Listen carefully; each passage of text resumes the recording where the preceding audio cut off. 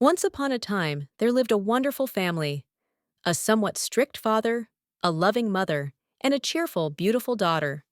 They cared for each other and were happy.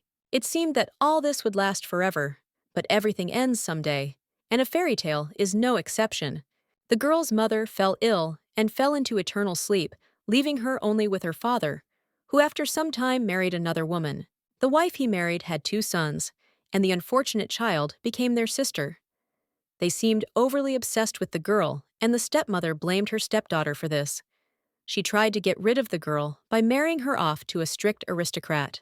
But a prince showed up and proposed to her. The main character married the prince, and they lived happily ever after. The author believes that it would be great if the story ended there. But this is not a beautiful fairy tale, but reality.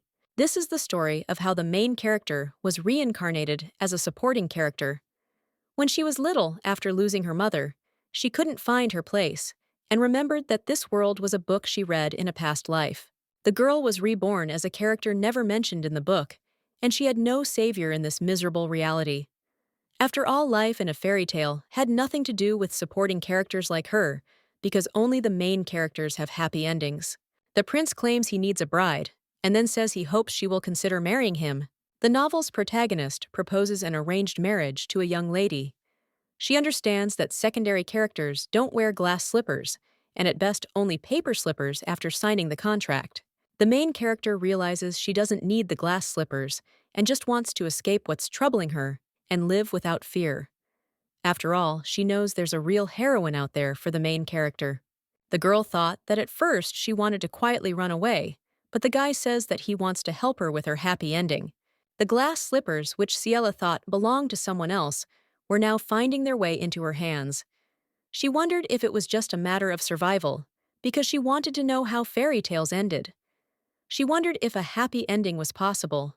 The lady understands that in reality, this is not so much because it was a contract marriage for 5 years, and today is the last day. Ciela says that she hopes that he does not regret the time they spent together because she thinks it was worth it. The prince asks the girl to wait and then tells her that he would like her to become the mistress of this family. Ash Noctum said this to the main character, and so she decided to leave the duchy. The young lady understands that their marriage was only a contract, and therefore she regrets nothing, because she thought they could at least have remained friends. She also doesn't understand how they got to this point since their relationship began 5 years ago. It all started when the prince proposed to the main character to marry him. Ash says he hopes she'll consider marrying him. He was the ruler of the Duchy of Noctum, one of the leading dukes in the Ash Noctum Empire. On the other hand, Ciela is a non-existent concubine of Count Leroy's family. Soon, at the behest of her stepmother, she became the elderly aristocrat's third wife. The main character thought that she does not see any hint of love, because this is a very unexpected proposal of engagement, and she thinks that, although it is probably not much, it is closer to love because everyone admires and envies him. Ciela realizes that this engagement proposal will transform her from an unwanted countess into the Duchess of Noctum. However, the main character refused the prince, saying that she was not suitable for him. The thing is, this is a book world and he's the main character. The girl understands that he'll definitely meet the one and fall in love. Not with her because he thinks that's the law. Even if you put on shoes made from a stack of documents, a minor character will still remain just as minor. The prince, surprised, asks if he is suitable for her, and then says that this is unexpected, because he did not think that she really wants to marry the Count Shieland. Hearing this, the main character was surprised, because she wondered if she could marry this old pervert, but she didn't want to believe it. Ciela thought about how she didn't want to talk about her situation to someone she'd never see again. Then she thanked him for the generous offer and said she'd decline. Their meeting ended abruptly and quickly, like a midsummer night's dream, and at least that's what the lady thought. When the girl was heading to the county of Shieland, sitting in the carriage, she thought that, in the end, she was sold to the Earl of Shieland. The evil stepmother married Cinderella to an old aristocrat for 2 reasons. First, she received money from the count and paid off a huge family debt. Second, Kyle Genis was her second son, and the stepmother noticed that he was obsessed with Ciela. She blamed the girl for this and tried to remove her from her sight. The main character thinks that she is in a prison and not in a carriage. However, the stepmother forgot one detail. Kyle asks the girl if she thought she could escape him, then says that her mother is annoying, but that doesn't matter, and this son's obsession has gone too far. Kyle touches the girl's hair and insists that he has to fix everything. She looks at him in surprise, not understanding what he's doing there. The man says that first he must take her from there and hide her safely, and then asks why she is shaking so much, and if she is cold. Ciela tells him to go away. Hearing this, the guy is surprised and she screams, telling him to get out of her life. He tells her to shut her mouth, and at this point, the girl doesn't remember what happened. When the main character opened her eyes, she saw a light, and she wondered if she was alive and how it happened. The Duke asks the lady if she's awake. Ciela, surprised, asks why, but the man interrupts her and says this is one of his family's estates. He then explains that he saw her being attacked and decided to save her, bringing her to this place because he considers her safe. The main character thanks the Duke, and at that moment thinks about how strange he is. How he can't lie, after all this damn bastard doesn't even know what he's talking about. The lady thought about the fact that she heard that Kyle had met Ash at a social event a long time ago, so she assumed that he must know the attacker and how she was connected to him. The gentleman turns to the lady and says that his offer still stands, and he knows that she was looking for a way to escape from her family and therefore wants to help her. Ciela says she was there because she was attacked and then asks if it was just a coincidence. Ash says that he wouldn't say it's a coincidence, but at least she understands what's going on and wants to say that she can give her everything she needs. Hearing this, the girl thought that Duke Noctum had apparently assigned someone to watch over her, and thanks to him, she was alive and well.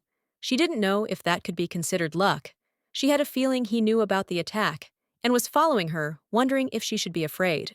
The protagonist knows she no longer wants to live in cruelty and contempt, and she understands that if she wants to escape this family, she doesn't care even if the glass slippers aren't hers. Ciela asks if he still has the contract he showed her.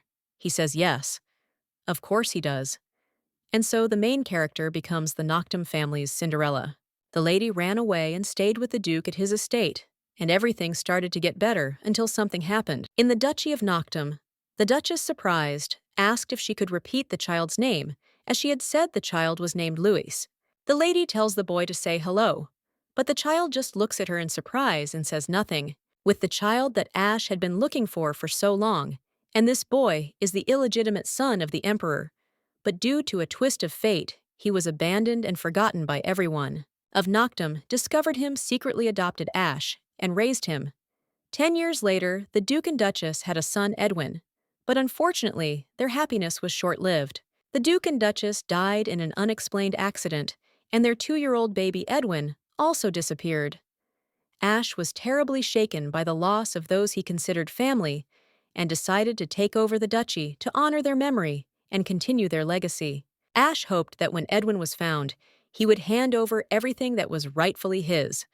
However, in the Empire, a single man cannot become the head of a family, and so the main character realizes he has proposed to her as his bride. The master found someone who couldn't refuse him, so he could live quietly far from the world. Under the agreement, he protected the Noctum estate in exchange for a certain fee and protection. The first and last condition of the contract is that if the location of Edwin Louis Noctum, the successor to the duchy, is established, the parties may not renew the contract by mutual consent.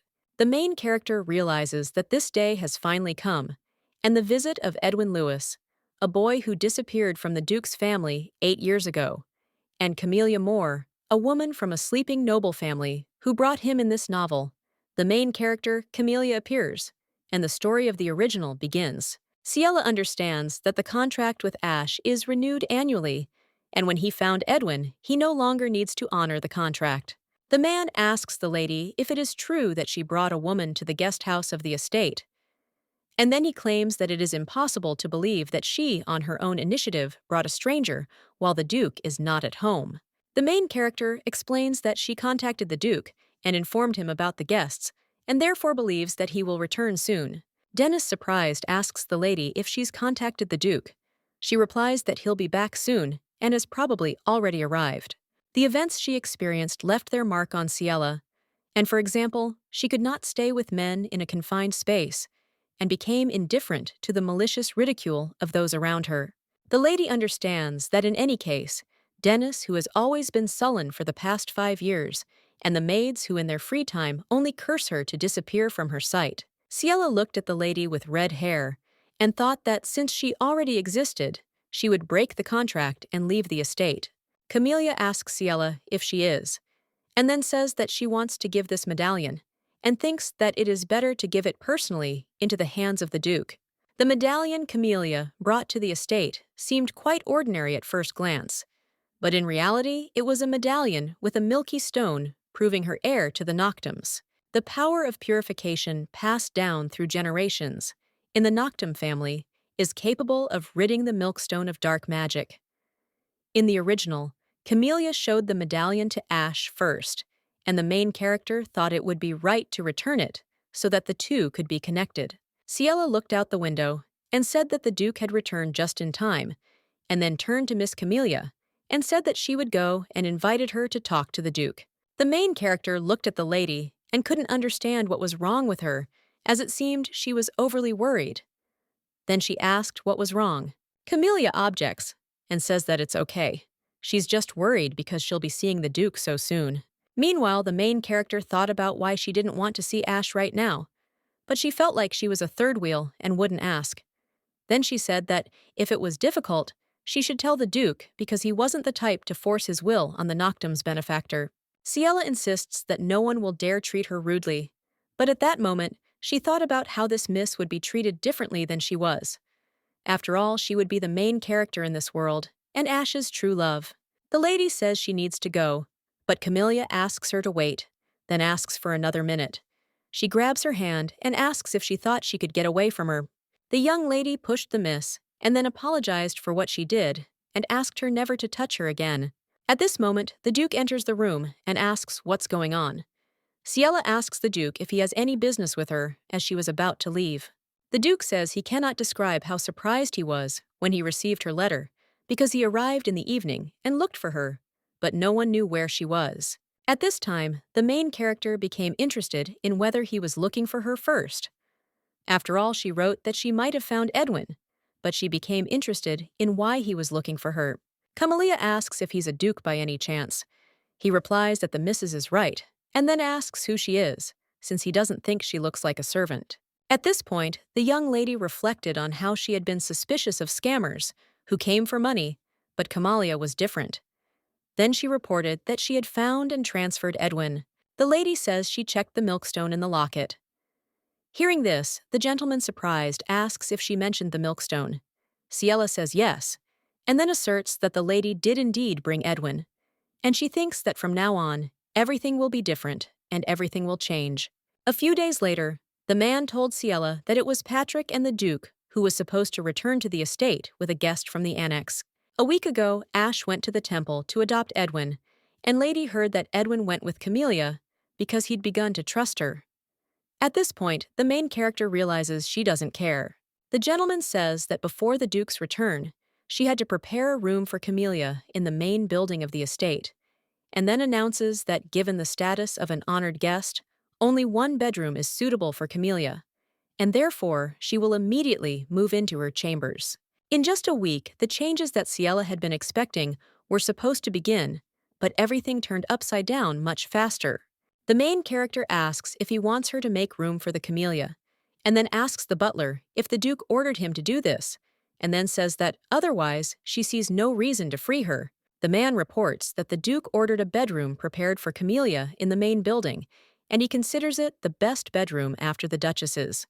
He then says that since Edwin returned, and wondered if this wasn't his bedroom now, he thought about something like a stuffed animal. Ciela understood that the butler's intentions were obvious to bring closer the day when she would leave, and the girl thought that they were trying to make friends with the Camellia that had brought Edwin. The lady thought that she had lived there for 5 years, but felt like a ghost, and therefore believed that she should not compare herself to the Camellia that had come to find the lost Duke. The lady says that he could have initially asked her to free the bedroom for Edwin, and she does not know why Patrick used the Camellia as an excuse, and then says that she will free the bedroom for the boy. A few days later, the room's renovation was progressing rapidly, but Ash, who was supposed to return that afternoon, never arrived. The lady thought that the butler had said that there might be inevitable changes in his schedule, I believe that in any case, she had nothing to do with it. Sir Lancelot asks, "Miss what she's doing there alone?" The man was the former treasurer of the Noctums and Ciella's current lawyer. The lady says that she thinks it's time to meet with the Duke, and at this time, she thinks about the need to talk about the contract. Sir Lancelot served as the Noctums' treasurer and was friends with the former head of the family. When the Duke died in an accident, he decided to retire, and after meeting Ciella through Ash, he became her lawyer. The gentleman says he heard Edwin has returned. The lady says it's true, and since the boy found him, she thinks Ash is unlikely to renew his contract, and she believes today's meeting will be their last. The lady says that even Lord Devour will stop working if he wants to see Noctum's successor. The gentleman says he came when he learned the Duke was not at the estate and then announces that he wanted to meet her. Hearing this, the girl, surprised, asks why, and becomes curious about what business is worth coming to see her in person. The lawyer says he'd like to offer her something, and then reveals that he'd like to become her partner, as he's been thinking about it ever since he wanted to take responsibility for managing her estate. He says it's a wonderful business plan, which he's added a few extras to. The Lord knew that Ciella always wanted to help poor children, and that he had also suffered from the cruelty of hunger and hardship before, and therefore he hoped that he could help her with his calculations. And this was a plan that was drawn up and abandoned by her. The man says he noticed the maids throwing out the business plan and believes they can establish a mutually beneficial partnership. Hearing this, the girl realized that neither Ash nor stepmother nor anyone else believed in her. Then she said it was so unexpected and thought it was difficult for her to answer right now. The gentleman said he'll wait, and if she wants to discuss anything else, she should let him know. The lawyer says that the three maids who were introduced to her, one of them never apologized, even though she said nasty things about her, and he knew that she would be uncomfortable, but he ordered her to be thrown out, and therefore asks for forgiveness. Ciella knew the maids were gossiping about her, and was certain Sir Lancelot had heard and stood up for her. The man said that although he was being headstrong if she was inconvenienced, he hoped she would tell him. Sir Lancelot was a close friend of the Duke, and therefore was able to stop the maid's rudeness. The lady is glad because his words gave her strength. After all, she understands that if she remains silent, nothing will change, and believes she must speak with Ash about Patrick. After all, she thinks he has finally returned. The main character saw the gentleman offer his hand to Camellia, and wondered if they had become that close. However, she felt she should at least approach and say hello. Ciella saw that the lady had deliberately distracted him, and thought that if she had done the same, she would have heard nothing but curses from Ash. But when she saw his smile, she realized he'd never smiled like that before, and she wondered what had happened between them over the past week. The main character thought that she would leave there earlier than she expected, and it would be much earlier. Meanwhile, the maids wondered if this girl Ciella would be at the celebratory ball in honor of Duke Edwin's return. The maid said that a woman who was completely clueless had taken the place of his fiancé, and therefore they couldn't treat each other equally. The maid says that she needs to bring Ciella lunch, but she doesn't want to do it, and her partner says that she thinks that even if she doesn't bring it, no one will say anything. Hearing this, the young lady thought that nothing would happen if they didn't bring her food, and she believed she hadn't even heard of the banquet in honor of Duke Edwin, which she must prepare as Ash's bride. She also believed that attending the banquet like last time wasn't necessary. When the lady saw Dennis, she asked in surprise what he was doing there. He told her not to be surprised, as he simply brought a letter that had been delivered to her last night. The man asks if he can come in and talk, but the woman objects and suggests they talk in the hallway. Dennis says he tried to be tactful, but she ignored him. The main character reports that the seal is broken and then asks if he opened the letter. The guy asks if it's his job to check everything that enters the estate and says he didn't expect to receive a letter saying they miss Miss Ciella, and it's from Count Lure's second son. The lady thought the letter was from Kyle and couldn't understand how he trapped on the island could send her a letter. She knew that a safe and unspoiled life from Kyle guaranteed prosperity, and in exchange for the engagement, he was locked on the island under surveillance, so he couldn't escape, and that was one of the things Ash had promised. The girl wondered how Kyle could have sent her a letter. Then she leaves and Dennis yells that he's not finished yet and asks where she's going. At this time, the young lady thought that she couldn't stay there and needed to run away because the letter said that Kyle wanted to meet her in 15 days. Her brother often resorted to cruelty. The girl recalls him asking which older pervert she was marrying and also asking who did it. She replied that it was his mother and that it wasn't her fault, so she suggested going to confront his mother. Hearing this, the guy grabbed the girl by the hand and asked if she thought he was some kind of clown, and also wondered if she thought she could say whatever she wanted. Ciela tells him to leave her alone. The guy, surprised, asks if he should let her go, then pushes her and says he remembers something very well, then asks why she's not getting up and wonders if she's crying. Hearing this, the main character thought that she was so tired of this and she would like him to disappear from her sight. The boy asks in surprise if she's awake. At this point, the lady thinks about how she went to Ash after receiving the letter. Then she asks why she's in his bedroom. Edward says she was lying in the hallway, and he dragged her into his room, and then called the doctor. The doctor said she fainted from malnutrition. Hearing this, the main character was surprised, and the boy claims that the doctor said that it was a hunger fainting fit, and this is a terrible condition from which you can die if you do not detect it in time, and then says that you need to lie down a little longer. At this point, the lady reflected on how she had never imagined they would have such a conversation, considering he had even taken care of her. Then she thanked the young gentleman for his help. The girl asks if the letter was where it was. The boy says it's good. He took it just in case. Meanwhile, the lady thinks she should ask Ash about the location of the pickaxe. Edwin says the envelope was opened, but he's not one to secretly read other people's letters without permission and insists he's honest. Hearing this, the lady smiled and said she never even thought to suspect him of such a thing. Ciela thought that she hadn't had a normal conversation with anyone for so long, and now she felt better. Meanwhile, Camelia tells the Duke that she really enjoyed today. He says he's glad to hear it. The protagonist turns to the lords and says she's been wondering where they are. Meanwhile, Em is thinking that she was wondering where Ash went, leaving Edwin alone. She thinks they're enjoying their date. The gentleman says he was going to the cloakroom because he had business there. The lady says she has a question. Ash says he doesn't know what it is, but he's tired and wants to rest, so he suggests they talk later. The main character objects claims that they will talk now, and then says that she received a letter from Kyle and asks how this is possible. The girl realized that he was not listening to her. She became interested in where he was looking, and then she realized that his gaze was directed at the camellia, and she still could not concentrate. And then she asked him to answer her, because she believed that the pickaxe should be locked. Ciela reminds him that she's asking how the hell he was able to send her a letter. According to the laws of the Empire, Kyle showed cruelty that cannot be considered a crime, but due to the fact that this happened between family members, only the head could decide how to punish him.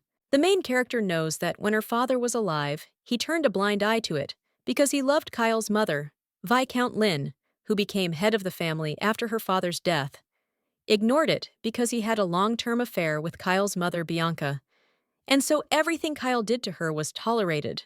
The girl understands that she wants to blame Kyle for this, and she would like him to pay for his sins, and at the same time, she wanted to run away from him. And Ash understood this, so she decided to trust him one last time. At this point, the Duke says he doesn't know.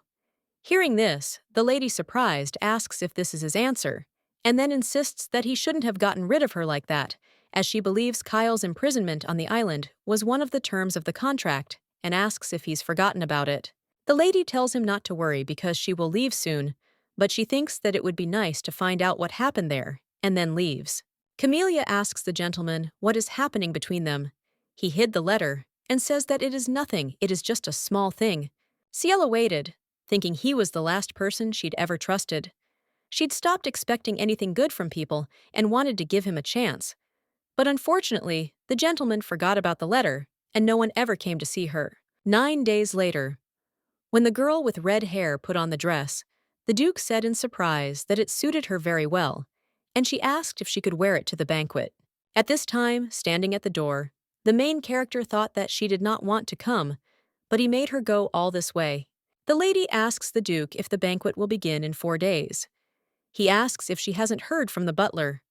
The girl replies that she hasn't, and then thinks to herself that she's sure he told her to tell him everything, Yet he dares to complain. Ciela says a week has passed since their conversation. He says someone has already been sent to the island and will contact him later, and then they will talk. Hearing this, the main character is surprised and asks if he even read the letter, and then says that he said that he would come to her in 15 days and sent a letter with a specific date. The lady says he shows no sign of interest, and she doesn't believe him. And at that moment, I thought she can't believe the last person she trusted has changed so much. She also thinks it might be her fault, or maybe it's the people who are betraying her, because she has no idea and believes she can't just sit and suffer anymore. A few days later, on the day of the banquet time, passed slowly, oblivious to her growing emotions. Ciela didn't show up for the banquet, and Ash didn't care. He merely conveyed through the butler that she could do whatever she wanted, and the main character was wasting her days senselessly waiting for her moment because she had a promise that was much more important. Leonard says he remembers her saying she didn't want to see him anymore, and then says he didn't expect her to contact him. Leonard Leroy was the eldest of his stepmother's 2 sons. He made a pact with the girl and broke off her engagement to the Earl of Sheeland. He became the head of the Leroy family in exchange for his help in securing her engagement to Ash. Ciela asks how Kyle got back. He says he found out it was the work of Viscount Lynn, his mother's business partner, and says they periodically smuggle people in and out of there. He thinks his mother must have asked for it. The lady was surprised to hear this, and then asked how often this happened. The gentleman replied that it happened every 15 weeks over 3 years. At this point, the main character thought about what if Ash really didn't know, as he said, but still believed he should have ruled the island where Kyle was sent. She believed Ash had failed in his duties, and knew it was no wonder he escaped from such poor security, and then smiled. Leonard took off his jacket and dressed the girl, then said they would discuss what was going on. He said he was at a banquet today and didn't know anything else. The lady says she understands how he's doing. Ash asks if she has a problem since she came to him then. Ciela reports that Kyle wrote that he would move in with her tomorrow, and then asks if he knows or doesn't care about her safety, since he knows that her brother is currently visiting Anixov. The Duke says he knows because he personally reviewed the list of guests invited to the banquet. She insists they can talk then, and announces that she plans to leave the estate with the Earl because Ash violated the terms of the contract. Ciela no longer trusts Ash because he violated her trust, and she knew he could change his mind at any moment. However, the contract didn't include a clause for compensation from the violator, and if it turns out he didn't fulfill the terms of the contract, she could demand its termination at any time. The main character renewed her contract every year and earned twice as much as the previous year. Meanwhile, Ash was freed from the marriage arrangements while he searched for Edwin, and these were just formalities. The girl shouldn't have expected even the slightest human touch. She asks to break the contract because she wants to finish everything right now and leave, but she understands it will take time to organize everything, so she'll wait. The lady understands that her honor is worth money, and if she didn't have it, she wonders if she could say she's leaving so confidently. The girl says she plans to leave the estate as soon as Leonard finds a place for her to stay. The Duke asks if this is how she expresses her displeasure. She asks if he's done yet, and then asserts that she already said so. Ash asks her if she thinks she's going to extremes, and then says that if she wants to say something, then let her say it, and not waste time. Ciela turns to Ash and says she's not finished yet. He tells her that, unfortunately, he doesn't have time to listen to her complaints, and then asks if she knows how much time he's already wasted because of her. The gentleman says that now that Edwin has returned, they plan to tighten security, and if she's not happy about anything, they'll hire an escort. He asks her to wait until they figure everything out. He insists she's safe. The protagonist objects, saying it's pointless because he doesn't want to understand what she's afraid of. Leonardo asks if she's talking about her fiancé. She replies that's exactly why she planned to leave without saying anything. She thought she could live happily just by leaving her family, but they realize nothing has changed, only where they live. When the girl heard she was being married to the Count of Sheeland, she didn't resist at all because she wanted to escape her horrible family. She knew Ash would soon meet the main character, but she thought she would at least keep her promise. Ciela thought they would part on good terms after the contract expired, but reality was completely different. After all, she'd been abandoned and no longer had to find an heir or renew the contract.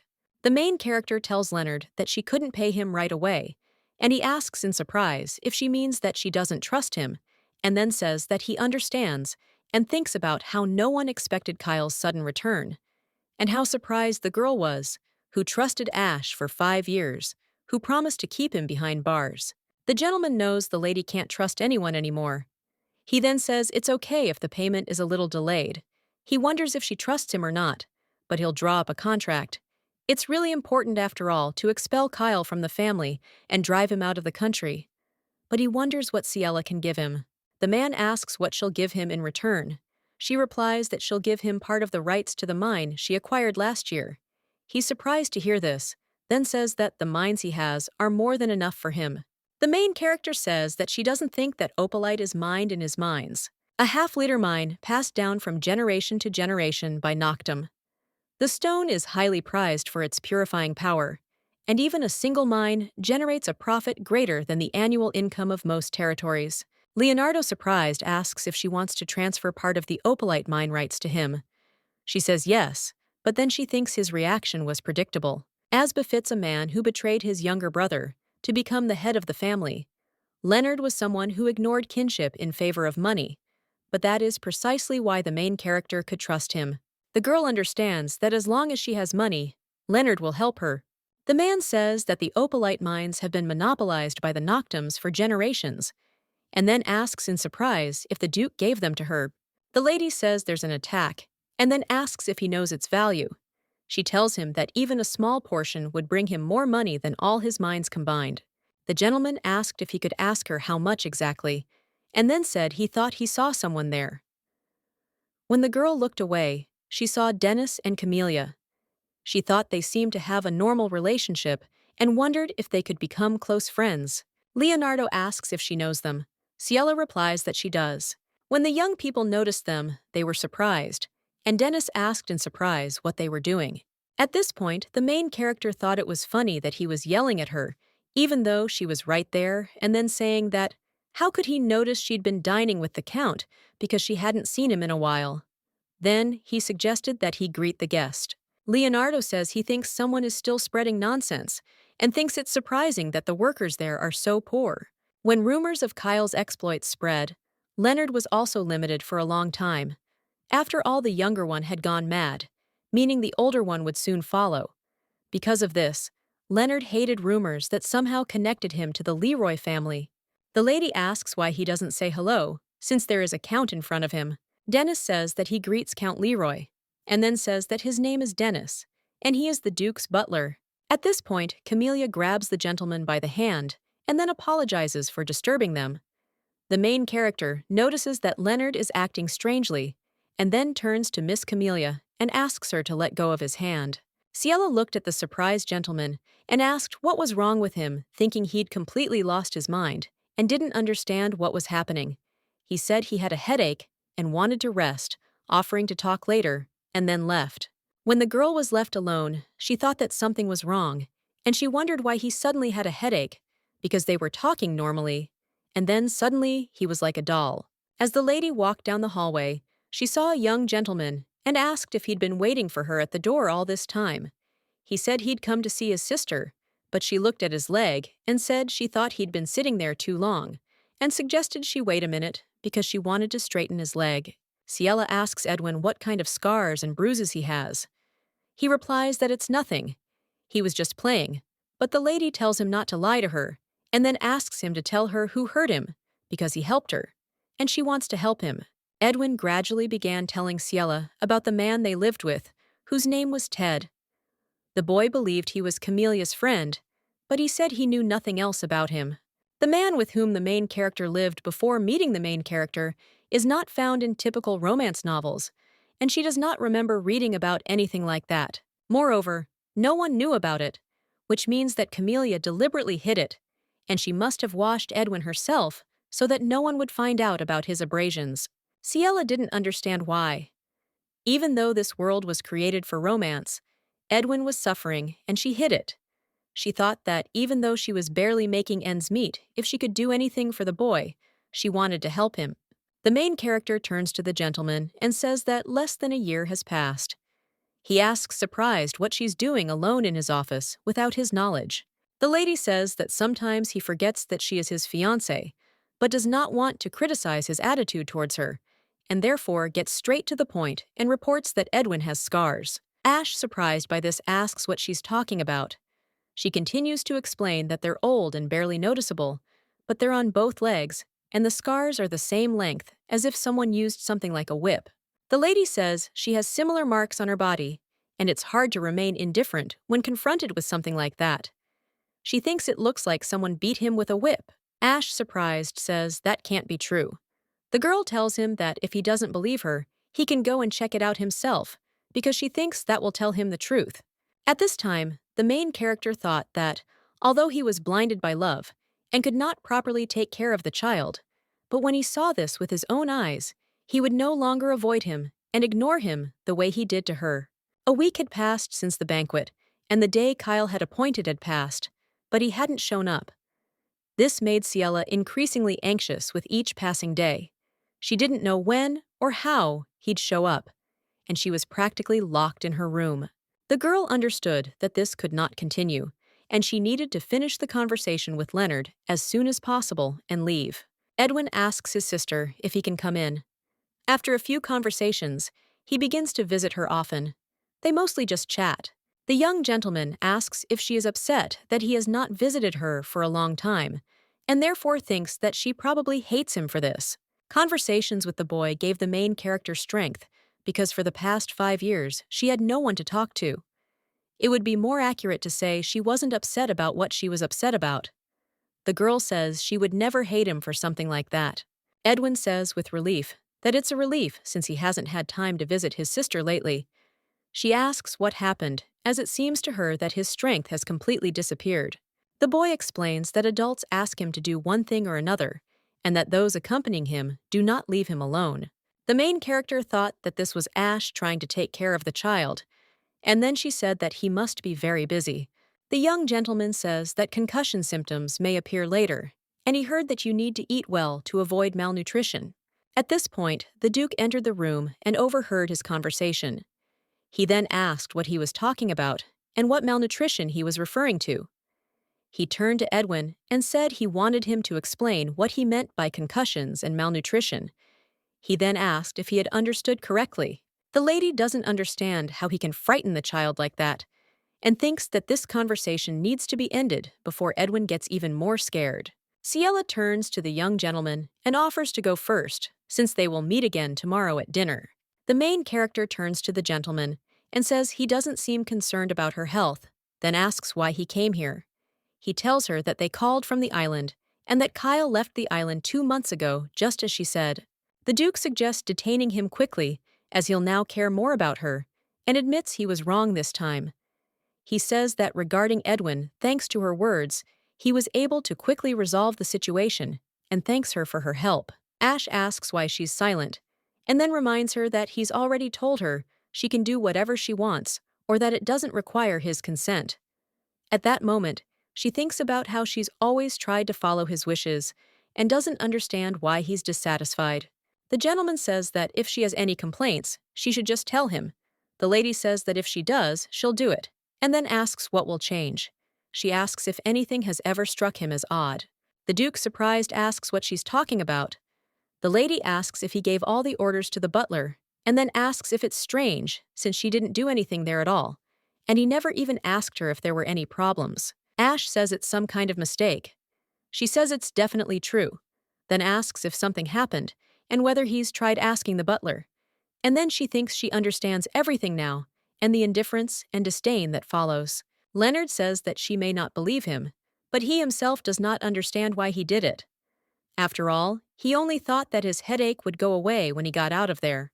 Hearing this, the main character does not understand how such a cynical person as Leonard could do something like this just because of a headache, and she does not believe him, but it does not seem like he is lying because she also felt uncomfortable. The girl was thinking that if you think about it this way, it's incredible, but the gentleman ran out of the greenhouse after the camellia grabbed him and considers this very suspicious because she is too tired to find out about all this. Ciela thought about how she no longer wanted to interfere in other people's affairs while trying to understand others. Then she announced that she needed to leave this mansion immediately, but thought it would be safer to do it together, and if that didn't work out, she would leave on her own. Leonardo informs her that he will go with her, but to do so, she needs to make a decision quickly. He explains that he's chosen the mansions that are within easy reach, and then offers her the choice. When the girl read it, she thought that they were far from the county of Leroy, but close to the duchy, and believed that he apparently took into account that she would not be able to ride in a carriage for a long time. The lady announces her decision and chooses the one near the port.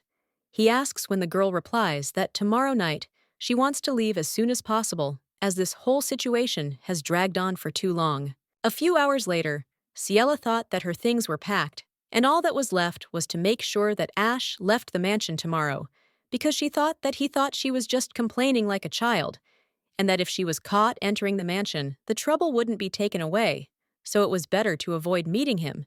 The girl thought that if she made Camellia come out, Ash would definitely follow her, and therefore believed that there would be no problems. When the lady stepped out into the hallway, she saw blue roses and thought about how expensive they were, but also how hard it was to get them.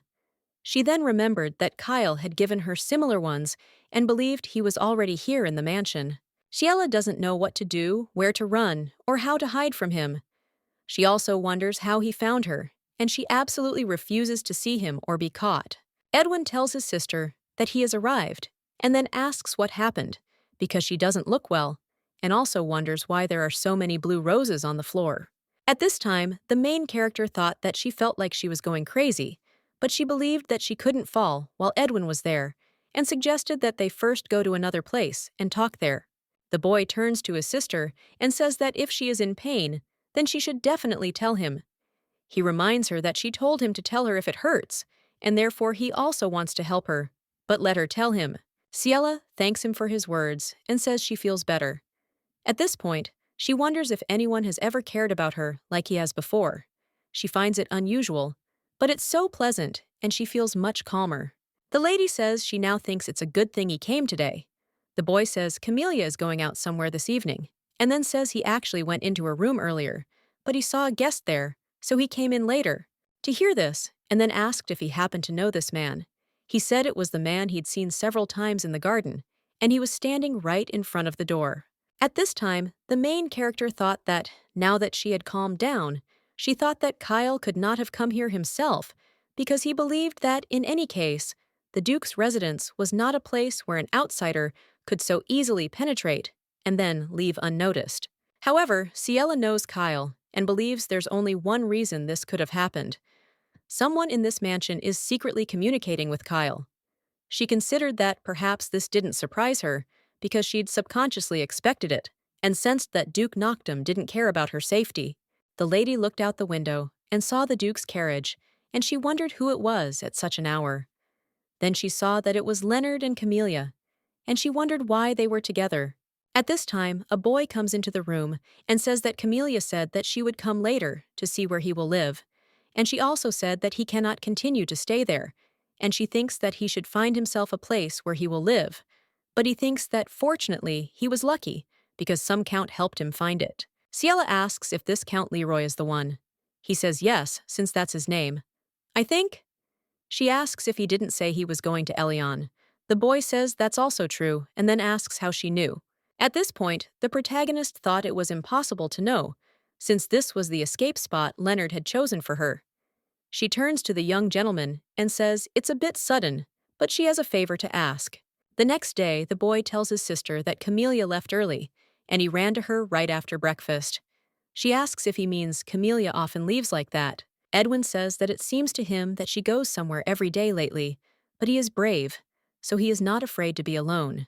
Having heard this, the girl does not understand what this woman is thinking, and remembers that when she first came to this mansion, it seemed that she cared about Edwin, but she understands that now it seems she does not care, and she cannot shake the feeling that she is becoming like her. Lady understands that since Camellia is the main character, Ash and his subordinates are trying to get closer to her, and even Leonard provided her with the same shelter that she chose, and does not understand whether all this is a coincidence. The girl said she simply needed to deliver this letter to the servant, and asked him to do it for the young gentleman. The boy agreed, and she thought he was such a good child, but she felt sorry for him. Edwin says he'll be back soon, and she says she'll wait for him. The protagonist considers the possibility that the butler might intercept the letter again, but believes Noctum's heir will be cautious, knowing that without him it would be difficult to contact Lancelot. Ciela knows that the money is in the bank, but the mine and the country house are managed by Lancelot, and therefore she hopes that he will come as soon as possible because she is sorry that she cannot contact him directly. The girl realizes she couldn't send a single letter, even though she was the chief's fiancé. She knows she needs to survive since she was born. Then she decides to go outside first, because she needs to find an escort. The lady told the driver to prepare a carriage to transport the luggage, because she knew that she had to be ready to escape, and if she could hold out until then, something would work out. At that moment, a boy entered the room and announced that he had given the letter and had seen the servant take it with his own eyes. The lady thanked him and offered her a drink of water first. He said it wasn't that difficult, then mentioned the fine weather and asked if they would have lunch there. She agreed.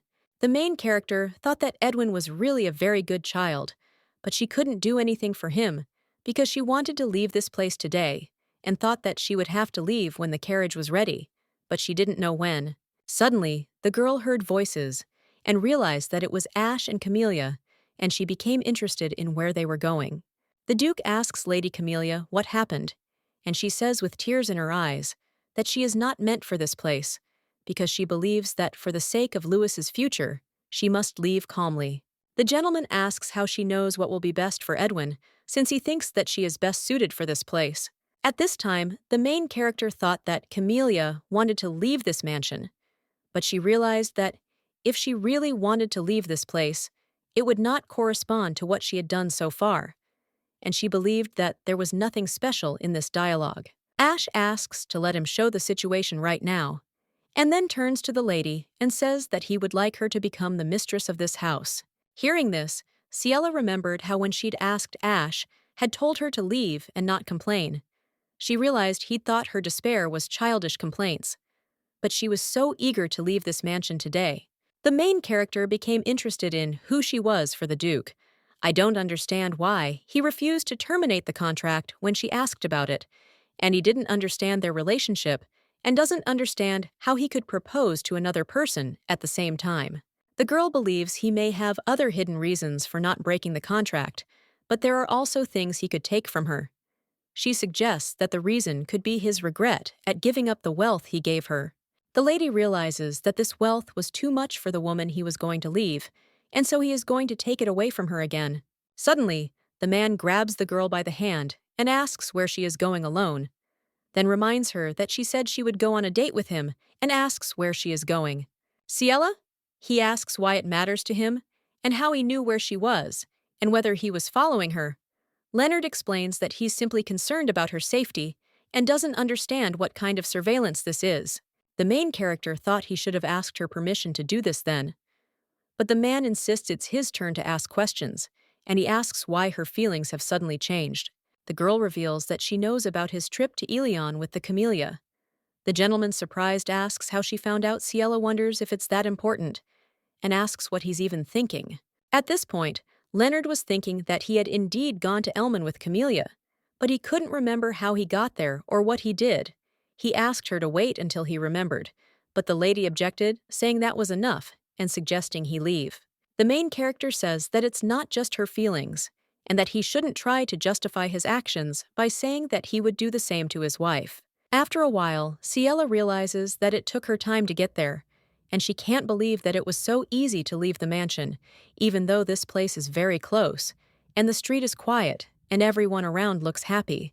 The young woman doesn't understand why she feels anxious and vulnerable. She understands that she needs to get to the bank quickly, and everything will be fine wherever she goes.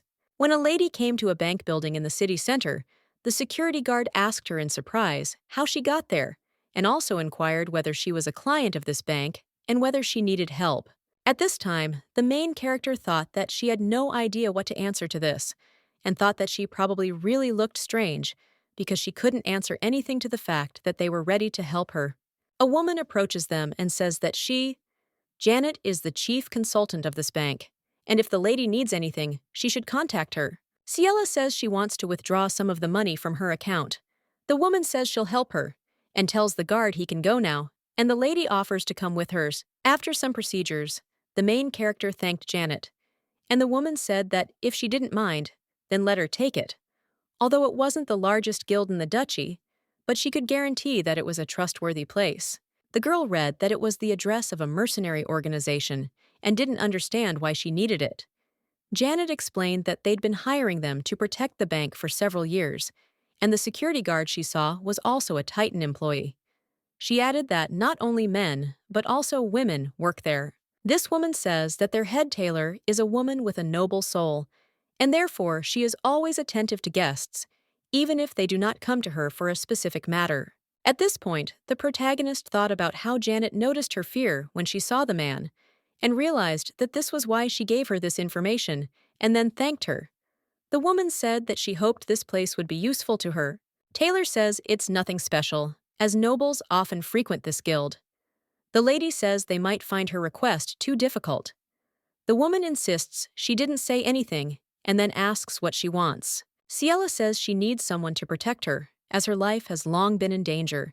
The woman asks if it's someone more powerful than her. The lady objects, saying it's not so, and that it's her new brother, whom she feared so much that she couldn't leave the house, or even her room for several years. Taylor invites her to listen, and then says that she knows a guild that deals with contract killings, and she can tell her about it if she needs it.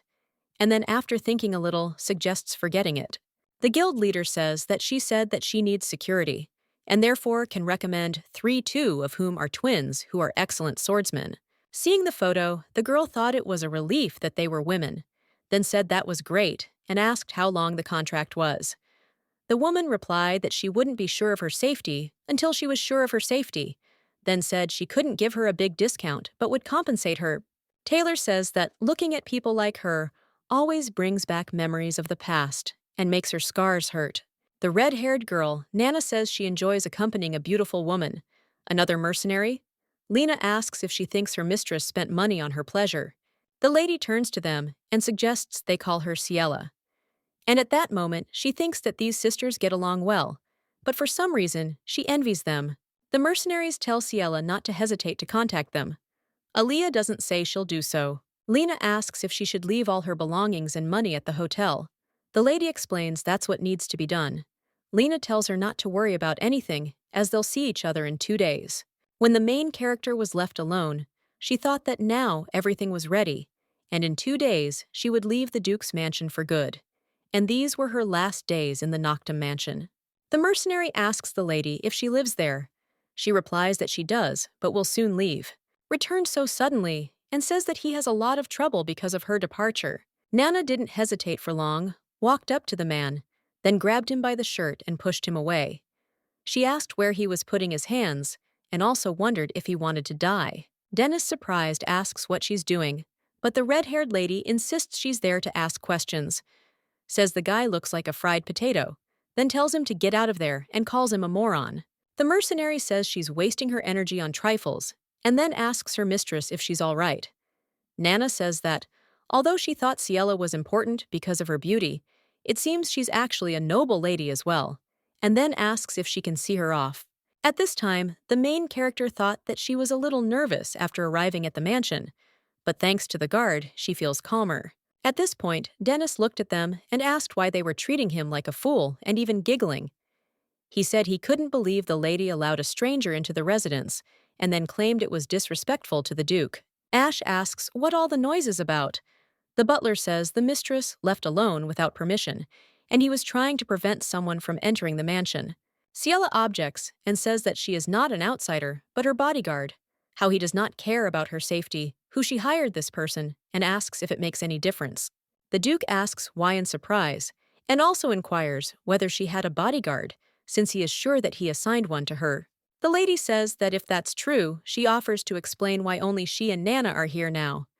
But the gentleman just stares silently and says nothing, and she asks if he really doesn't know anything, and then asserts that, in fact, he might not even want to know. Ash tells the lady to wait because he hasn't finished their conversation yet. She replies that she's tired and suggests they talk another time.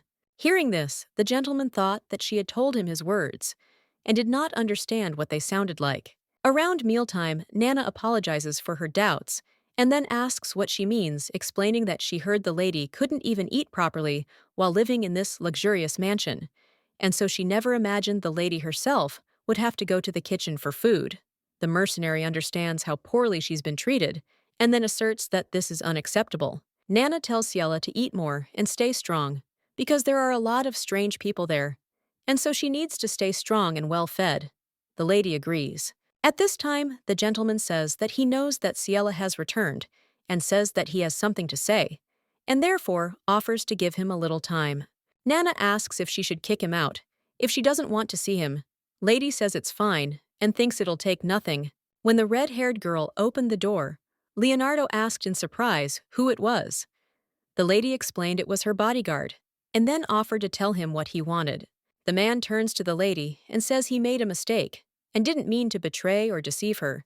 He then tells her not to think about leaving alone. At this point, the protagonist realizes why she's been listening to him until the very end. He asks her to consider what kind of family she and Kyle belong to, and then assures her that eventually she'll need his help. Ciela asks if it was a threat, and then says that it was frightening, and she understands perfectly well what he is talking about, and therefore said goodbye to him. And Nana closed the door in his face. The mercenary says that he is annoying, and that he should just try to come here again, because then she will deal with him personally. Meanwhile, the Duke sitting in his office is unable to work because he recalls Ciela's words and thinks that her words are as if they were spoken not by her, but by a tired person who has given up on everything. But he believes she must have no compelling reason for this. Ash understands that he is constantly busy, but Ciela is sitting in her room doing nothing, and he tried to understand her anxiety because of Kyle, because it seemed she was sick, so he asked the doctor to closely monitor her condition, but the lady acted as if she was not trying to understand him, let alone his actions. The Duke believes that instead of appreciating his concern, she acts as if she doesn't understand him at all, and he thinks this can't continue. He needs to have a serious talk with her, but first he'll find out the truth about the bodyguard affair, and then resolve one misunderstanding after another. The gentleman asks for the butler to come to him.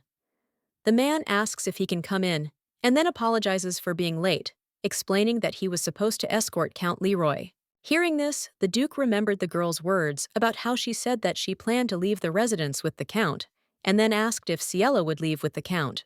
The butler looked at the gentleman in surprise, and asked what he was talking about. Ash thought that with her character, she would never leave here silently, but he did not understand why he was worried, because lately she had not behaved as usual. But he understood that she could really leave this place, and he was not ready to let her go like that. Elion for a while, and she thinks it would be better to go to Gerard, since it's located near a port not far from the Principality of Benos.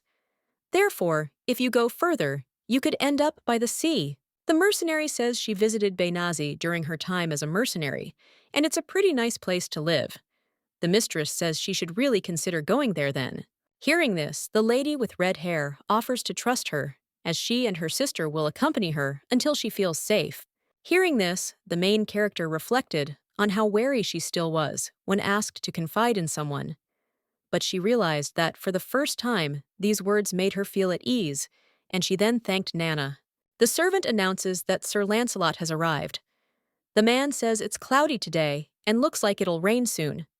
He then reports seeing a stranger next to his mistress. Ciela says it seems she's made her decision, and then announces that she plans to leave the duchy. He offers to first let him explain the real estate situation she asked him about. The gentleman says that there is a safe deposit box in her name at the Damon Bank on the island, and all the property documents are kept there, including the land and the mines. And this is the key to open the safe which she will need to manage the property. The main character thanked him and asked when she left if he would visit Noctum anymore. Lancelot claims she's asking the obvious, and that he left the duchy long ago. The lady says she knows he resigned as treasurer, but there's one thing that worries her. She recently learned there's a spy in Noctum, and he may be threatening her on behalf of his adoptive brother Kyle. The girl says that even if Kyle didn't send him, there could be spies hiding in the residence who want to harm Prince Edwin. And she believes that Duke Noctum is currently poorly protecting his residence. Ciela reports that even if the duchy itself is safe after her departure, she worries that young Master Edwin will still be in danger, but she hopes he will protect him. Lancelot was a friend of the previous head of the Damien family. Since Edwin is Damien's only descendant, Lancelot will protect him. He says, "As for Master Edwin, the lady need not worry," and then asks if she isn't beginning a new life. Lancelot suggests she leave her worries alone and focus solely on this.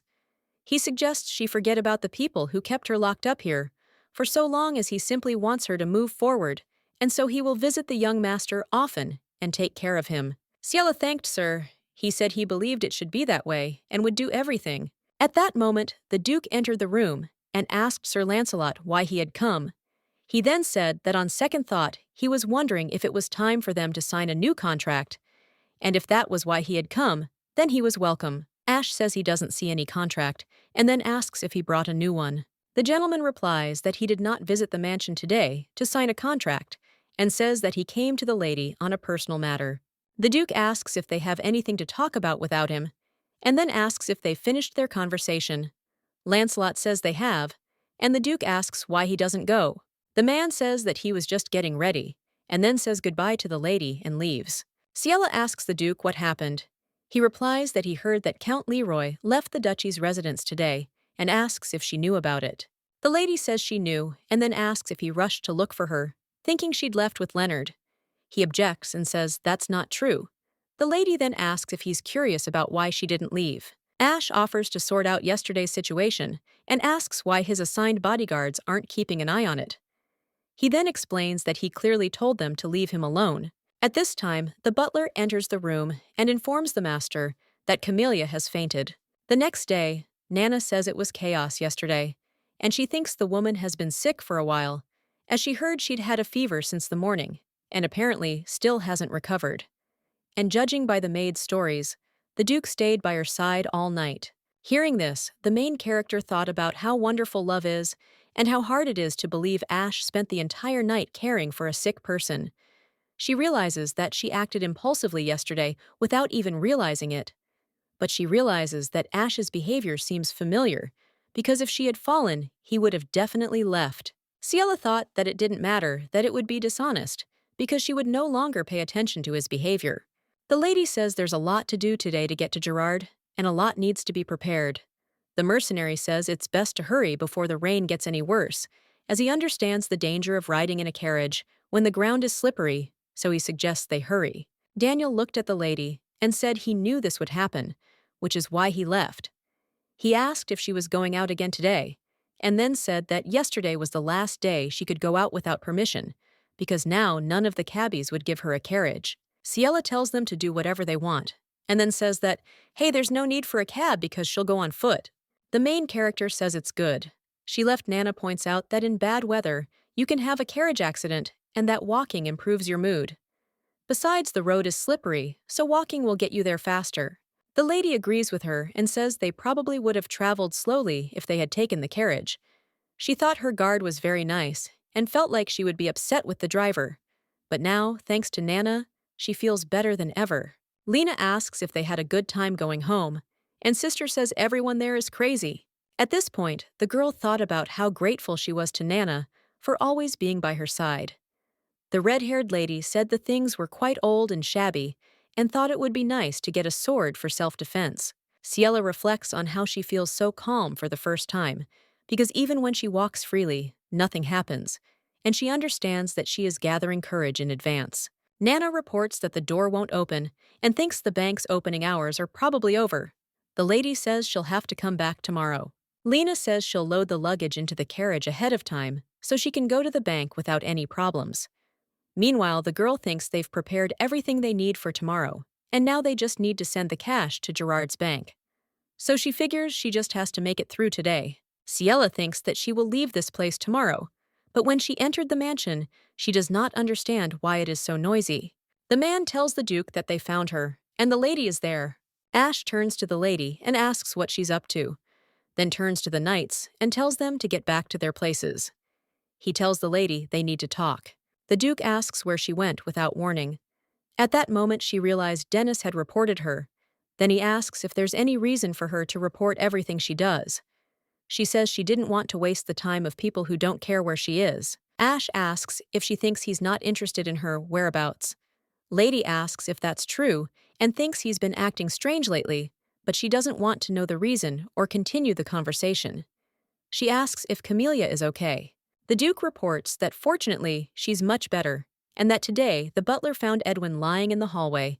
Hearing this, the lady screams and asks if he's saying the young gentleman fell, and asks if he's okay. Ash replies that the boy is fine, because the butler quickly found him and called a doctor.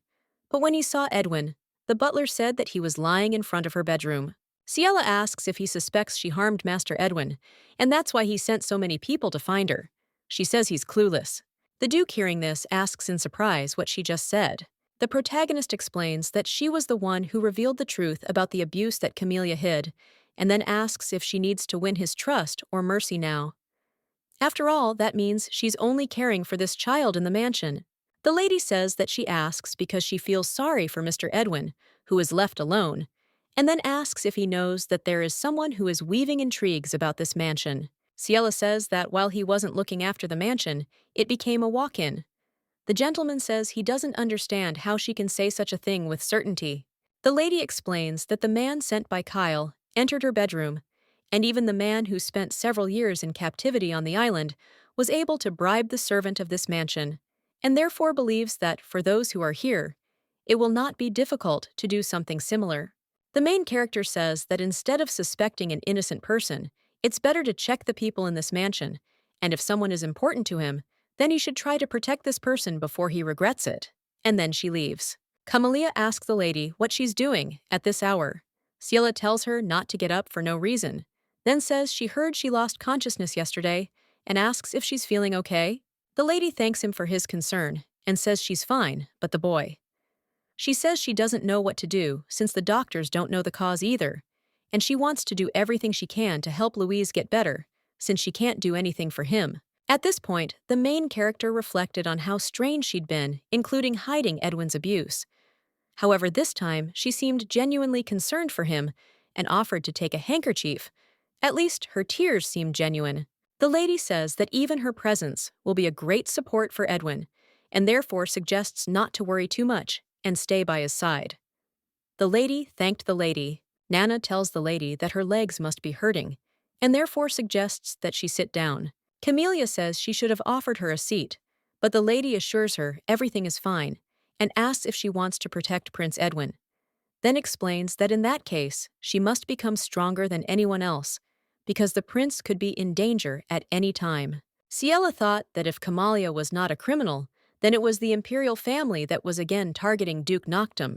The beginning of this romance and the introduction to this world was connected with the death of a married couple from the Duchy of Noctum. In fact, the imperial family was involved. This happened because the emperor had his sights set on the Noctum opalite mine. The current emperor was desperate for power, and the purifying power of this stone could help protect against even the most powerful sorcery. At the beginning, due to translation errors, this pebble was left by her editor as a milkstone, and in fact it is scorched, and therefore asks for forgiveness. Instead of making the Noctum his ally and gaining this power, the emperor was aiming to absorb the Noctums. The protagonist understands that the incident has been resolved, and the succession to the throne has been secured, but she doesn't understand why her memories are blurred. The lady believes the novel's original plot is still in its infancy, and now is not the time to be complacent. Ciela tells Camellia that she must protect Master Edwin, trust no one easily, and always be vigilant. The woman asks the lady why she speaks as if she were about to pass away, but the lady doesn't answer, only wishes her a speedy recovery. The main character doesn't understand whether it's enough to simply leave the letter and leave, as he was very worried. Nana suggests they postpone the trip for a while so she can see the young master when he wakes up. Ciela objects and says that it is enough that she saw his face, because she understands that in any case she cannot do anything for him.